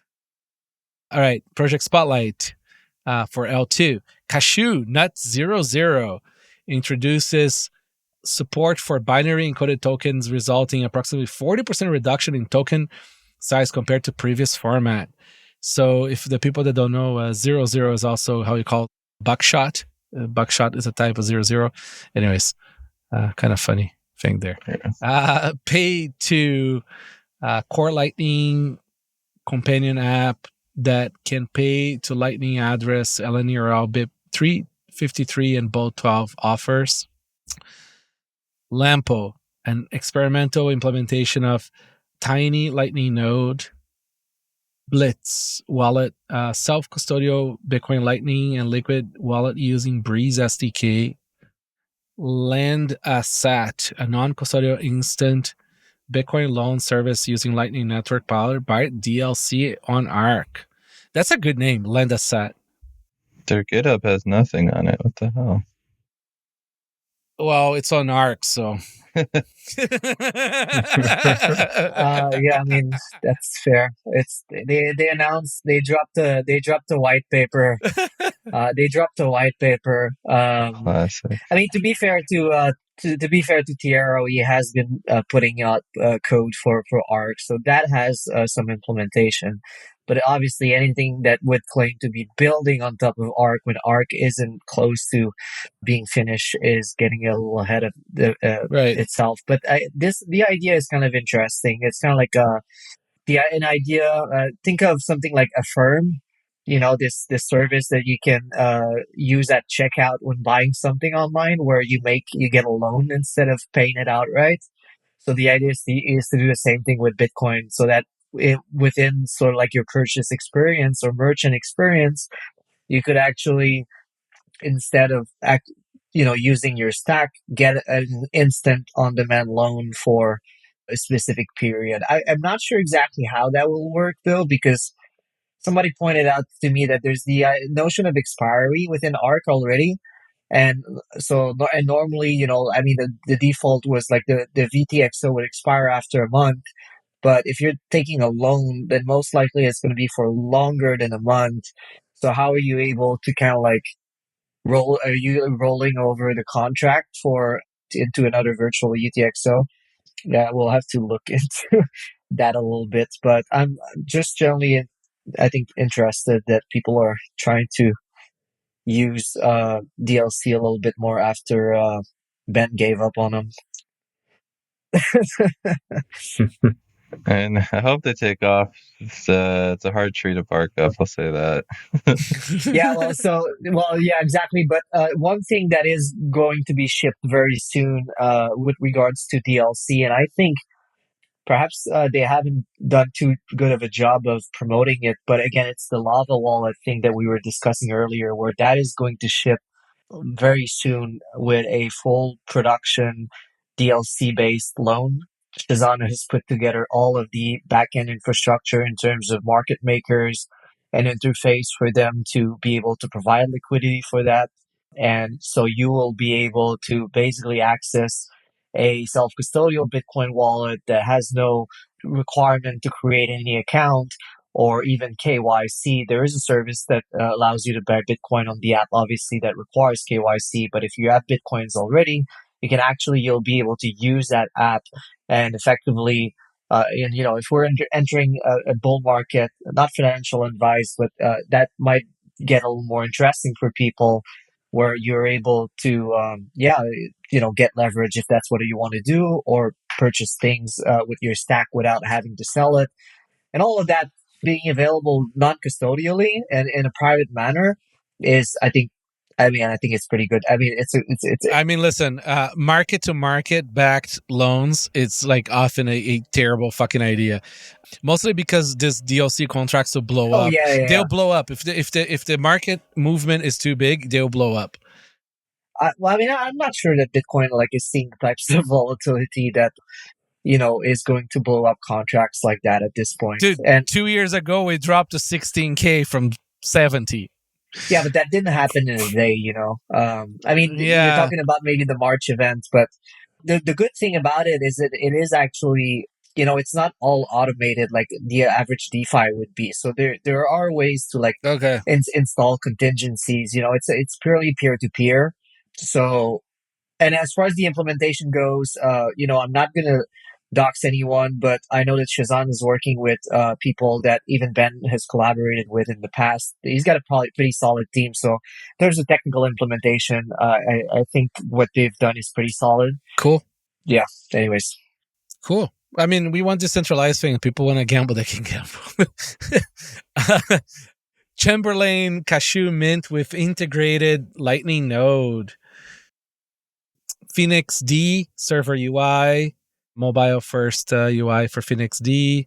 Bitcoin mints, lists, reviews, and finds Bitcoin mints. Useful.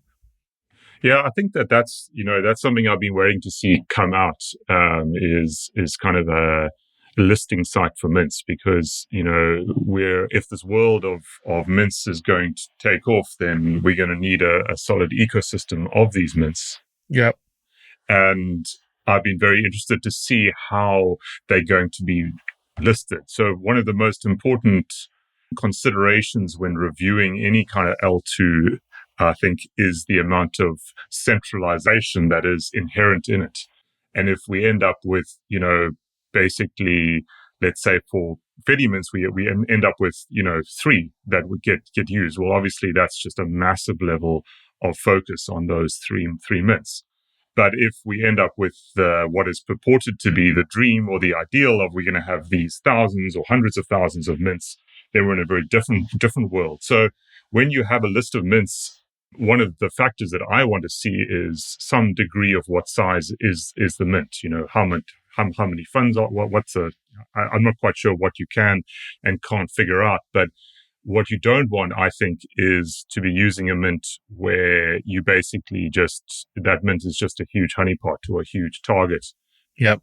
That for me is kind of really important. So I've had a brief look at this site here. It doesn't seem to go beyond reviews on the mint. What I would really love to see is a sense of size, just some degree of being able to figure out. No, it's very easy for the mint. The mint knows how many tokens it had issued, right? So like it's very easy for the mint to show that. And these things are gonna have to be like automated, right? Like we're gonna need automated web of trust in order to get to the goal of million mints, right? Well, yeah, exactly. Because the idea is you want like very little, like $100 total per mint is a joke, but like very very little, where you're essentially consolidating like a token of 1 cent for like 1,000 different places to make $100 payment, right? But I think these things are doable. Like they're resolvable because again, it's a lot easier to build things and do things when the stakes of financial total disaster is small. It changes. The dynamic is very different, right? So I think we can get there. I don't think there is a good incentive for anybody to run a big mint anyways, right? So they're going to stop issuing tokens because you don't want the regulatory sort of like risk and target on you getting big. So I think the incentives are all aligned. I'm not sure. I mean, I think that it's only a matter of time before somebody builds some kind of monetization mechanism into a mint. I mean, right. The world's a big place. Somebody's going to say, let's do it. They'll figure out a way to do it.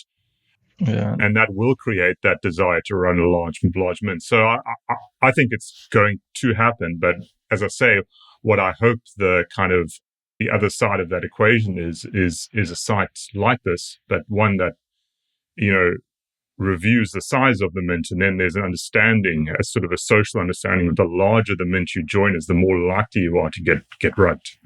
That's you don't want to be joining the largest mint, because either the owners, who are presumably unknown, are going to run off with all of those funds, or they're just going to get targeted by some other entity. That for me is kind of forcing function that prevents the mints from becoming too large, because I absolutely believe that if this thing succeeds, if the mints succeed, but we only end up with 3 or 4 or 10 mints, then we have also failed. It just hasn't turned out to be a useful layer 2. That's my kind of view on it. Normally, you'd get a few rugs often sort of like help the market understand, but at the same time, some fucker out there is going to come up with a mint that pays you, interest, or for every 10 deposit, you double your money, or whatever the fuck is, right? And then folks are going to just say, fuck it, because I'm only putting $10 there anyways, right? And the incentives could definitely be perverse there. You do make a very good point. Yeah. It's going to be wild, man. But it's very, very good technology. It's been weird for us with Mutiny, because we the Bitcoin Mint site is built on the same Nostr NIP that we used in Mutiny for announcing, reviewing mints. And you'd have when you first open Mutiny, you get the selection of Fetty mints, and a lot of people are just tell me the mint. I don't want to have to pick. And it's we don't want to tell people and create the centralization risk. But yeah, it's hard. And some of them got pretty big. I think Freedom 1 at one point had 2 Bitcoin in it.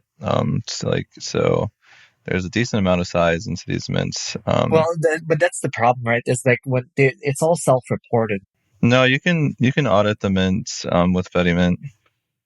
You can do proof of reserves on mints. Yeah. Yeah.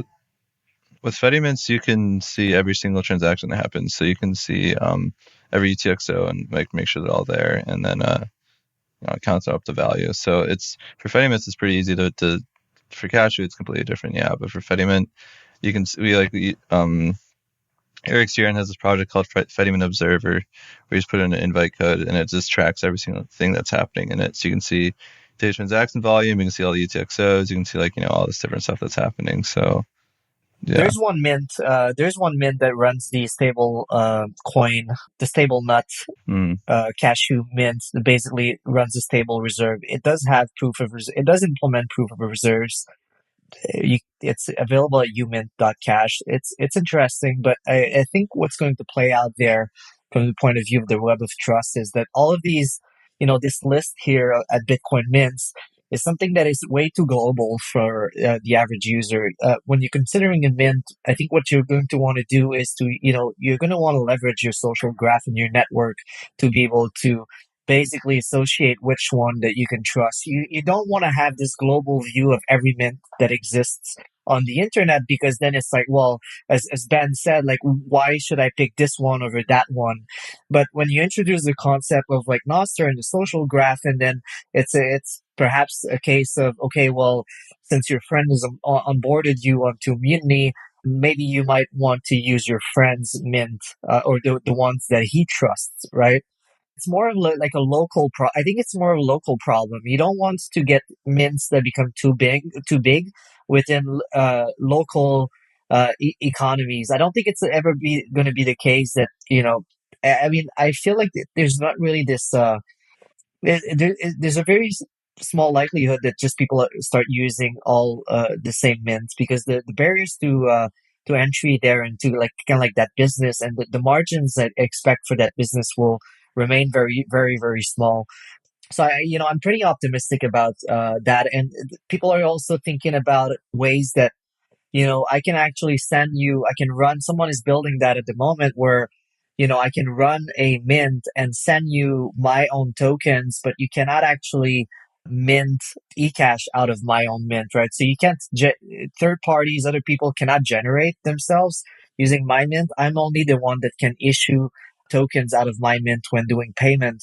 And then the recipient can decide whether or not they want to consolidate that into mints that they trust, or if they trust me and I'm within their own social network, then they can actually, keep that balance of my eCash and trust that when they try to spend it, because they're my friend or whatever, those sats are going to be available. Yeah, like it's not hard to implement, like a programmatic sort of like web of trust, where you essentially do like a gossip kind of network where, you just show like, okay, these are the mints that I use, say 3-4 hops from me, right? Like, and that's all that's necessary to create like payment pools between people. You don't have to go far in the network graph, like to add an unknown mint that's unknown to your network. It's actually counter useful anyways to do that.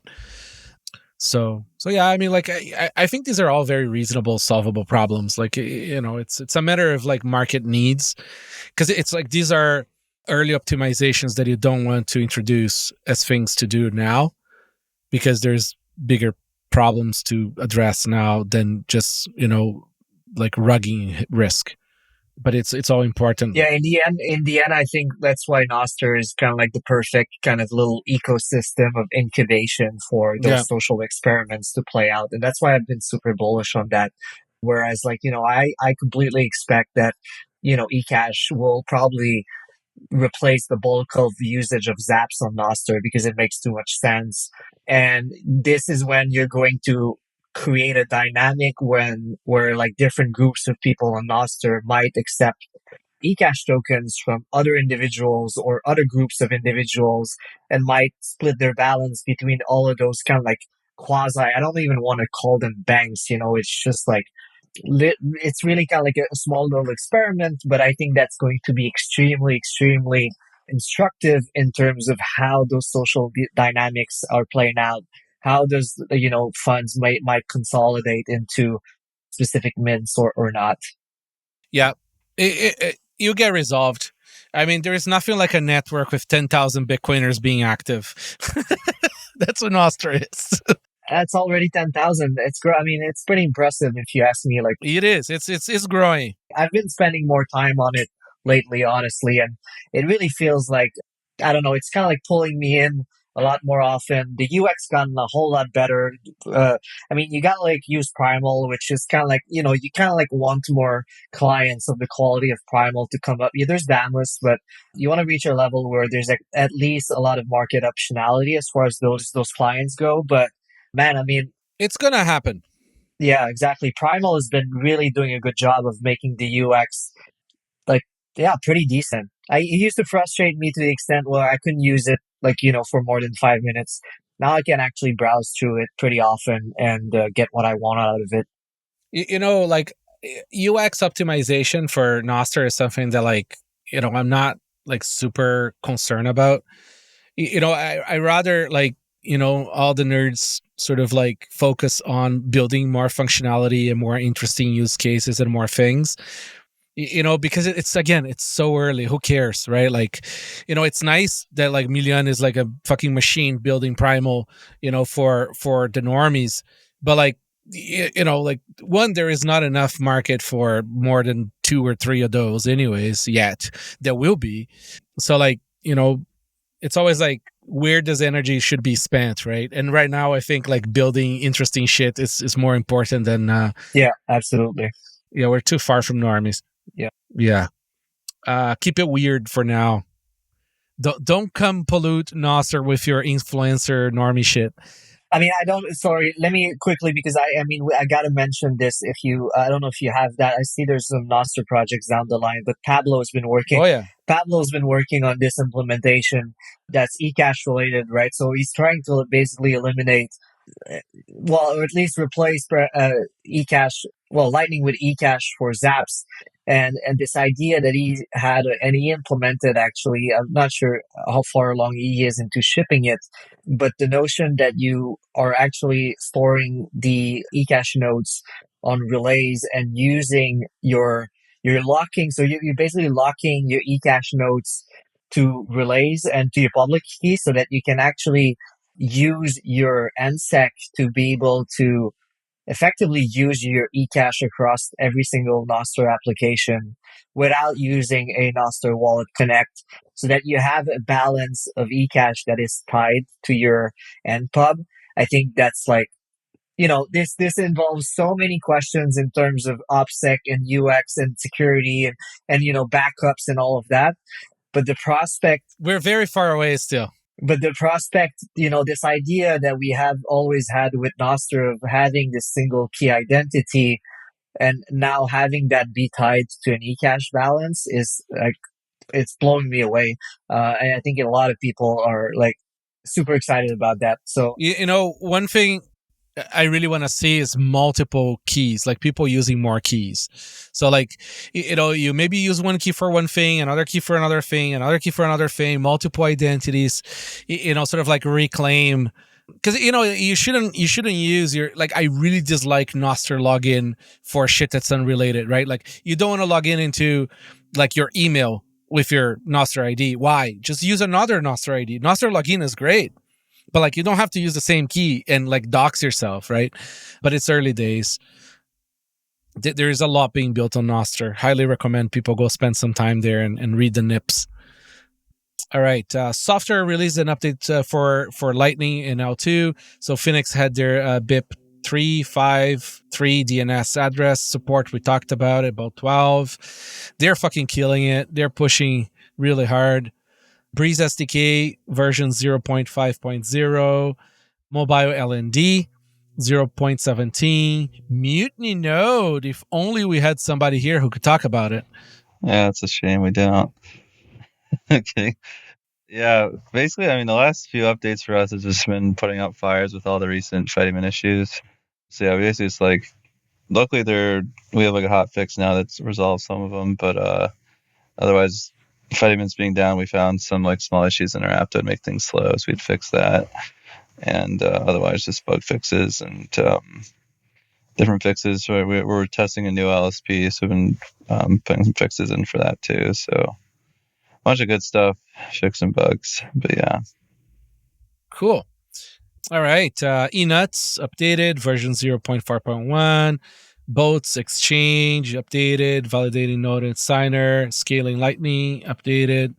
Quickly before that, I wanted to ask Ben, do you have an opinion on the Bolt 12 versus LNURL debate that's playing out? Because I was going to bring that up for Phoenix, but like, it's the one thing about Phoenix and the way they've been going after it and pushing their product so far ahead of the competition is like I don't want to say competition, but like any other builder in the space, is that the other builders are having almost trouble keeping up, or they took different decisions, and now there's kind of a big debate or kind of conversation on Twitter in a couple of threads this week with people from Albi and ZBD and Phoenix, and I think Steve at Spiral kind of having this conversation of, well, now we're stuck with two standards. They're using the exact same format, right? The email format, and those things are incompatible. So my feeling is those guys have gotten a lot of support tickets from people trying to send to those LN addresses or those Bolt 12 addresses, and that not working out. So, well, we always knew this was going to happen, right? I mean, like, the problem is the Bolt 12 folks took too long to ship, and the at domain thing is like, it's a problem with email too. People think they can email those too. So, like, it's like, it's okay to have multiple standards that don't work with each other. Like, it's not perfect UX, but the world is big enough that you're gonna have shit like that. It just is. Yeah, I mean, like, I think that's just like Alby just will need to implement it and then display an error saying like, oh, we don't support Bolt 12. Yeah, that'll solve it. But for now, yeah, I mean, on the spec, it's like, and some parts, it's like, I love the idea, but the implementation is gonna be like a bitch. Where like the beauty of LNURL is just like any JavaScript developer can implement it in 20 minutes, if not less. Versus like all this DNS based stuff is a lot harder, and scaling it for like large wallets will be hard. So like a lot of these things, like Cloudflare only has like a max of like 10k DNS records per domain. So it's like, okay, well, we have like, say, like 40 on Mutiny already, and so okay, we can have like 9,000 users maybe, and then we have to add a new domain for other users, and it's like you'll have to do like wildcard domains, which like lots of DNS providers don't support. So now it's okay. Now I have to go and self-host a DNS thing. Like that becomes like harder and harder. So I think stuff like that's gonna hinder its adoption. But I mean, a lot of these are possible to overcome. But I think it's going to be end of like how much better is Bolt 12 over the other stuff. We'll like end up seeing if this thing actually gets adopted. And at this point, like Bolt 12's main selling point is just privacy. So let's see if users care about privacy or not. I mean, hopefully they do, but there's a lot of challenges to overcome to get all that. I mean, there is another part of the Bolt 12 that's great, right? Like you don't have to do the DNS shit. Yeah. Right. Bolt 12 to me is extremely useful because like you can have a static Lightning address now going forward, right? Like if you want to wrap it on your fucking DNS or not, that's a very simple thing. But like you can have a forever QR code now tattooed on your butt to get tips. Mm-hmm. I mean, you could do that now with just like lightning : like me at benthecarmen.com, and like that's my Lightning address, and it's like the LNURL based one. But it obviously isn't as good because it requires DNS with my web server and all this other stuff. But it still works. It's just we don't get the privacy part. Yeah. DNS is centralized. So like for both implementations, they're still fucked if the DNS providers don't like you. Yeah. Craig, are you going to implement Bolt 12? Because there is a base layer part of that spec. I haven't looked into it. I just sort of glanced over something there. You mean BIP 353, not Bolt 12, I assume. Bolt 12 would mean yes. would mean rewriting a Lightning wallet. No, you know what I meant. Like they unified QR shit with the Bolt QR shit all mixed in together. Yeah, look, I'm certainly not falling over myself to do it. I don't think there's a lot of demand for it. I think the ideal is that you put a reusable address there, like a BIP47 notification code or a silent payment address. But as we discussed earlier, that's a relatively niche use case anyway, in my view. So now we're talking about putting a niche UX onto a niche use case. It's just, somewhat further down the list, I would say. But yeah. Ben, since we have you here, what's the current sort of like focus now of Mutiny? Like, so, because you guys have Harbor, very nice project, by the way. There's a Node, and there's Mutiny Wallet app, right? What are you guys thinking here? Because you guys seem to be at the forefront of a bunch of stuff. Yeah, I mean, that's what we've basically been discussing for like within ourselves the last 2 months, like what's next. Because yeah, it's like Mutiny almost has too many features at this point. There's so much stuff in there. So we're trying to figure out, like, do we build a more like normally focused wallet that has lots of different, like trimmed down version of Mutiny that's just like super easy to use, kind of like Wall Satoshi kind of competitor? Do we, continue on like this Harbor thing, try to like really build that out, like super niche, like on the privacy side? Do we like, I know we've built like all these different services around Mutiny that are like could be useful for other people. So maybe just trying to like, beef those up and like sell them to other people. But yeah, lots of different questions we're asking ourselves. Cool. All right.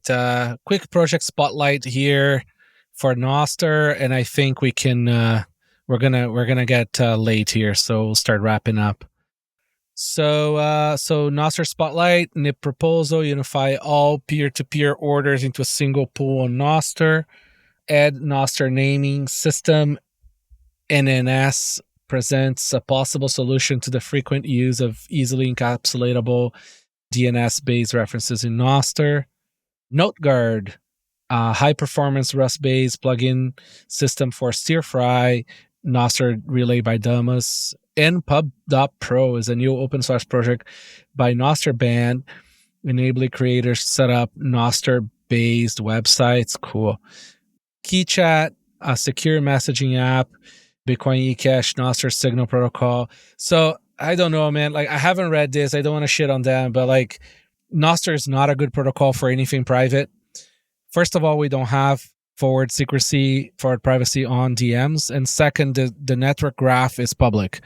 So, like, not everything needs to be built everywhere, right? Like, focus on the public things. Noster is great for public things. Lowent, a Noster chat client creates rooms for topics using low entropy keys identified by SHA-256 hash of a string. Tracking token disrespecter. Noster bot to remove tracking tokens from URLs and reply them to notes. Cool. Quotester, a tool to turn a Noster event into a quote. Hive Talk, open source Noster and Lightning, enable browser-based real-time video conference software. Fanfares.io, Noster-based open source platform using Bitcoin and Lightning micropayments to empower creators and audiences. Cool. Noster apps, Noster npub to Bitcoin Taproot. How it works: a Noster identity is based on a Bitcoin Taproot. The npub is an encoding of the Taproot key with an npub prefix, Bitcoin Taproot, and testnet use. Oh, that's interesting. I mean, like, for the people that don't know, I mean, like, Noster uses Schnorr, right? So you can do all the cool shit. I mean, who knows? I'd love to see more complex and sex to npub relationships. A huge upgrade to Bitcoin was when we created deterministic keys, right? And so BIP32, hierarchical deterministic addresses. Before that, we used to have a single private key per address, which is kind of how Noster works right now. So if we could create more interesting relationships between npubs and NSACs, I think we can de-risk things. We can create a lot more privacy. We can do a lot more cool shit. Yeah, we do that inside of Mutiny a little bit. Like, you have your 12 words that secures your Bitcoin, but from that same 12 words, we drive your Noster key, and then we drive like all of your different like NWC keys and stuff. So I kind of have like a single point of truth there, which is nice. Yeah. And with Taproot, I mean, you could have tap leaves that describe how the Noster key may need to be signed in a different way, right? So you could have a signer or whatever. Like, it can be all kinds of crazy shit, especially once we have Musig being more explored. Yeah, and then Primal has its Android version 1 app that's out. And then there is a million other updates for every Noster project. Yeah, so if you can do that with the addresses, the Taproot addresses, like, so is there a world where like Frost kind of like solves the key rotation issue that Noster has? Yeah, absolutely. You can use so Frost and Roast apply to Noster. Like, you could use those primitives to, because it's still a single signature, right? Like, on chain, so it doesn't really matter. And there was another NIP that we worked out that I don't know what the state of things are now, but there was a key rotation for Noster keys as well, where you could have a parent key that signs new keys using an Auster event, and then these new keys are the keys that you expose to clients. And then you can essentially, if you trust clients, so you use the honest client model, you could have it so that if you issue essentially a key revocation, right, or a new key issuance, the other clients respect that. It's a nice stopgap until you figure out better shit, and is backwards compatible. We kind of invented that about a year ago now. Don't know where is it, but all right, guys. I mean, oh shit. You know what? Let's do the audience questions, because I think that's important. It's fun. Now, boosts. Thanks everyone who streamed sats, and shout out to the top boosters. Spotty C, 5,000 sats. Thank you for all the work you put in the surfacing innovation in the Bitcoin space. Well, thanks for the people who are making the innovation. I'm just here blabbing about it. Vake, high five. QXOTK, is Lightning dead due to insurmountable interactivity complexity? You're not wrong. Lightning is not dead either. Lightning is going to be great for custodial sort of hub and spoke kind of models. I think non-custodial Lightning, fully non-custodial Lightning, is going to be very difficult. I think partially non-custodial Lightning, kind of like Phoenix, has a bright future. We'll see. At the end of the day, I think Lightning is not going to be for payments by users. I think it's going to be for entities to clear of each other payments. And then we're going to use something else above that, because Lightning is inherently bound by the block size because it has to clear. Unless we get some covenants, then we can have some shared UTXOs and we might be able to scale that further. But at the end of the day, we're going to need a layer 3 kind of thing. There's no way around it. Bitcoin is very limited in scalability in that sense. Ape Me for Deer. Always thank you for your sats, sir. You are consistent. Z Doxed. Frost Snap. He's talking about the little hardware wallet project that we are actually trying to book an episode about hardware wallets with a few other hardware wallet makers and some wallets and some wallet software people to talk about the state of things, the future of things, and I have a nice 2-hour conversation on that. So stay tuned for that. Thanks for your boosts. Keep them coming. It's fun to have them. So it's going to be the last section of this show, aside from the million other things we have here. Ben, the show notes for this show, go get it on Substack or the website, because we haven't achieved even half of it. So audience questions. Learned about interactive versus non-interactive cryptography. What are some of the examples of 2 different types? Could you point out some common ones used in Bitcoin today? So let's say Frost would be interactive. You need to exchange some nonces in order to do this. Multi-sig could be considered interactive signatures, right? Because you're going to have another counterparty doing some computation on it. No? I mean... Kinda. It's like an interactive transaction, but the cryptography is not, but the transaction is. Yes. Normally, that's the difference between MPC and non-MPC. Right, so the script ones would be non-interactive, and then the multi-party computations one would be interactive. Yeah, maybe adapter signatures would be the only other one, but yeah, those aren't really used besides DLCs. Yeah, one day we'll get PTLCs and actually use them. There you go. Hi, been enjoying the podcast a lot. I understand that Bitcoin review is pretty technical, but I would love to hear your thoughts. And that was, by the way, the previous one was by @Eaton. All right, so the second one here is, hi, I've been enjoying the podcast a lot.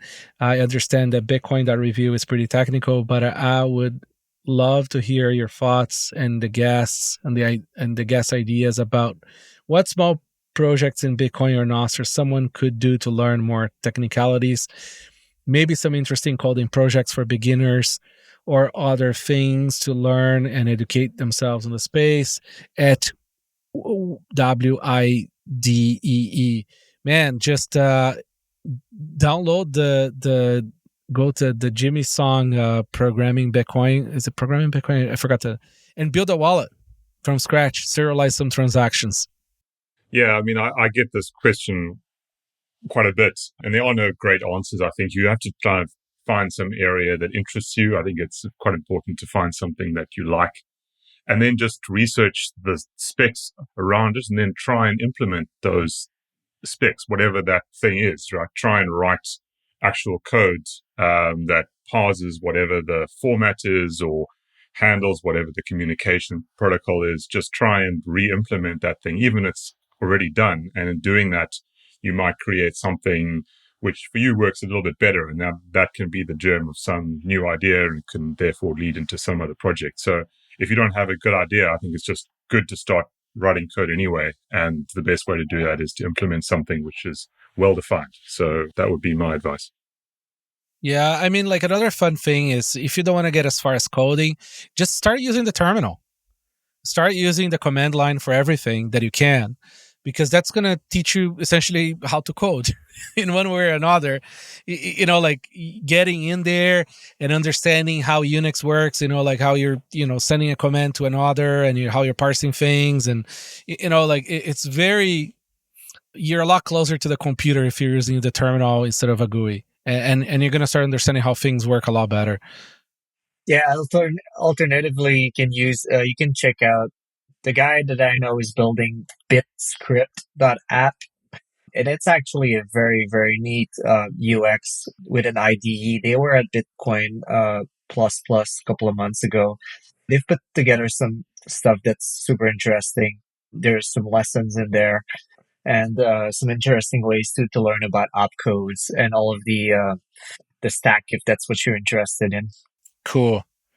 How to prevent small UTXOs from being useless due to minor fees outweighing the UTXO by @Richard-KI4NK. Well, I mean, UTXO control, right? UTXO management. You have to consolidate UTXOs that are starting to look small. You should create, UTX. It's kind of like your wallet, right? Like you don't carry cents around, right? You go and you give a pile of cents to somebody that gives you then back maybe a dollar bill or maybe 50 cents, right? And you carry around those pile of 50 cents instead. Same idea. Back in the day, we used to call the defragmentation of a hard drive, for example. And, you just want to manage your little bits so they're more canonical, sort of like in weight, right? So they're in bigger parts more useful. Yeah, and may I add, now is a really great time to do it with the fee rates being as low as they are. Is guaranteed that there will come a day in future where all of us sitting here now will regret not having done more consolidation today because the fee rates will be high. Yeah, and also I think the bigger problem comes from when people are actually, acquiring Bitcoins, and they've been told not to leave it on exchanges, and so therefore they buy $50 and withdraw it to their wallets. This is something that people will have to figure out. I mean, exchange owners or brokerage site owners are going to have to figure out how to present a UX that, at least is able to, you don't want to tell people to keep their funds on exchanges, but it also doesn't make sense to create those small UTXOs. There's some interesting future, alternatives there where maybe you actually withdraw to Lightning. Actually, there's an exchange in Europe that has that implemented. It seems to be a very, very neat UX. You can buy directly into your Lightning balance. That's an option. Maybe, eCash down the line. And I think ARC is a super neat opportunity for that. But, let's wait and see if people are actually going to finish it. Yeah. Yeah, I mean, just gather, instead of taking so like if you're DCAing, right? Like instead of withdrawing every, like, I don't know, like $5, wait until it's $50, right? And then withdraw that. And if it's like anything below, honestly, like $200, go to Lightning. Unless you have multiples of $200 that you're trying to consolidate, that you're sending to a wallet. Lightning might be better stopgap for most people. Kraken supports, I think, Lightning. There's like a bunch of mainstream exchanges now that can send out to Lightning. So I'd say, like, if you don't have like, multiples of hundreds or a few $1,000s, don't go on chain, because it's going to get stuck until 4 years from now when we have the next crash, which is going to happen. And then you can clear out then, but don't count on it. And I think it's always important to say, don't consolidate UTXOs where your linking of them might reveal more privacy than you want to. Always be aware and label your UTXOs so you are aware. You can certainly consolidate UTXOs from the same source, but if you're going to consolidate from different sources, you will be linking them on chain, which is not something you can undo. So always think about that. I wonder if there's a market there, maybe Mutiny guys are listening, for a wallet that is specialized in receiving DCA. So like you have an API with the exchange, okay? And the exchange announces to you, okay, what is the next payment size? And then what you do is you return either a Lightning address or a on-chain address to this exchange broker. Normally, it's not an exchange, right? The broker, say with Swan, for example, because Swan doesn't want to hold any Bitcoin, right? Or bull Bitcoin. They want to just send it out as soon as you buy. So maybe what you do is you have an API, an out-of-band API that just sort of like sends back the correct withdrawal type or option, right? For the correct layer for that specific one. And then that would help a lot, right? Because then my Mutiny would have maybe an XPub for a hardware wallet that I use, and also would be my Lightning provider, right? So then you resolve with Bull Bitcoin where those funds go. That would be very automated, great UX. You could even do like a Payjoin, so it's like automatically consolidated with like my last Kraken UTXO. So I'm not like creating new Kraken UTXOs. I just have one, since it's not a huge privacy risk. Yeah. Yeah, my father's here knocking, saying, "Are we going to go do sauna or what?" So I think the different layers of the stack need to start talking more of each other. Like I find that there is not enough coordination between, say clients and say exchanges or whatever. We learned this the hard way with the Bitcoin clients, aka wallets, and the signers, aka hardware wallets. We started integrating more and doing better work at that in the last few years. It was not true way back then. So maybe there is more work to be done to integrate further the UX between the wallets and the source of coins. That's true for mining too. Mining is another problem. Like a lot of plebes go and they turn on their whatever mining they use with a pool, and then they're receiving like millisats into a hardware wallet. It's brutal. Then they can't move, right? So people need to learn to consolidate. It's even worse if you're using multisig as well. Like I had a friend who was like withdrawing like $10 to multisig, and multisig, the script is way bigger on chain, so you have to pay way more fees. And it was like he ended up losing like 5% of his stack or something because it was all gone to fees at like still even at like 1 sat per byte. So we had to increase the memory of the COLDCARD because it was actually a fee event, and a bunch of people who used to do mining who were having issues signing transactions that were absurd. Those transactions shouldn't have ever existed from the beginning, but it is kosher in Bitcoin, therefore we have to support, right? Yeah. It's always interesting to see when the rubber really hits the road and you get real world sort of hitting of the wall. Anyways, well guys, listen, thank you so much for giving up 2 hours and 23 minutes of your time, and this was great. A lot of insight, a lot of great commentary, a lot of good software updates. So any final thoughts, Mr. Craig? Nothing particularly insightful, just great to see the Bitcoin community continues to, Bitcoin, Noster, Lightning, all of that continues to push forward, releasing a lot of new things. It's really nice to see that regardless of what other news there might be in the world, we can talk about new software, and that's always something which is pleasant. So, yeah, good chat. Thank you, sir. Ben the Carman. I hope everyone had a good nap while they were listening, and I don't know, always bullish. Yeah, nobody listens to the answer, so it doesn't really matter. You can say whatever you want now. There's literally no one listening anymore. Penis. Alex. I am surprised that we managed to spend the entire episode without talking about Donald Trump. So this I had Wrong show, sir. Wrong show. It's the other list show with Matt and Marty that they talk about that kind of stuff. Exactly. But yeah, I don't know when this is going to come out, but I'm excited for Nashville next week. This is going to be awesome. I'm excited for Nostr. I think really people should start looking at it a lot more. And I am just ginormously bullish on eCash. So yeah, no, super bullish about things playing out in the tech ecosystem right now.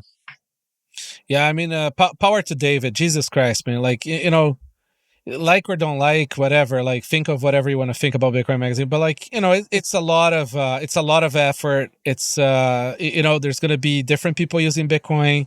There's going to be mostly people you don't like using Bitcoin. Like 99% of the people who are using Bitcoin you're not going to like, and you're not going to like what they do with it. So you know, embrace the chaos, embrace the disagreeableness.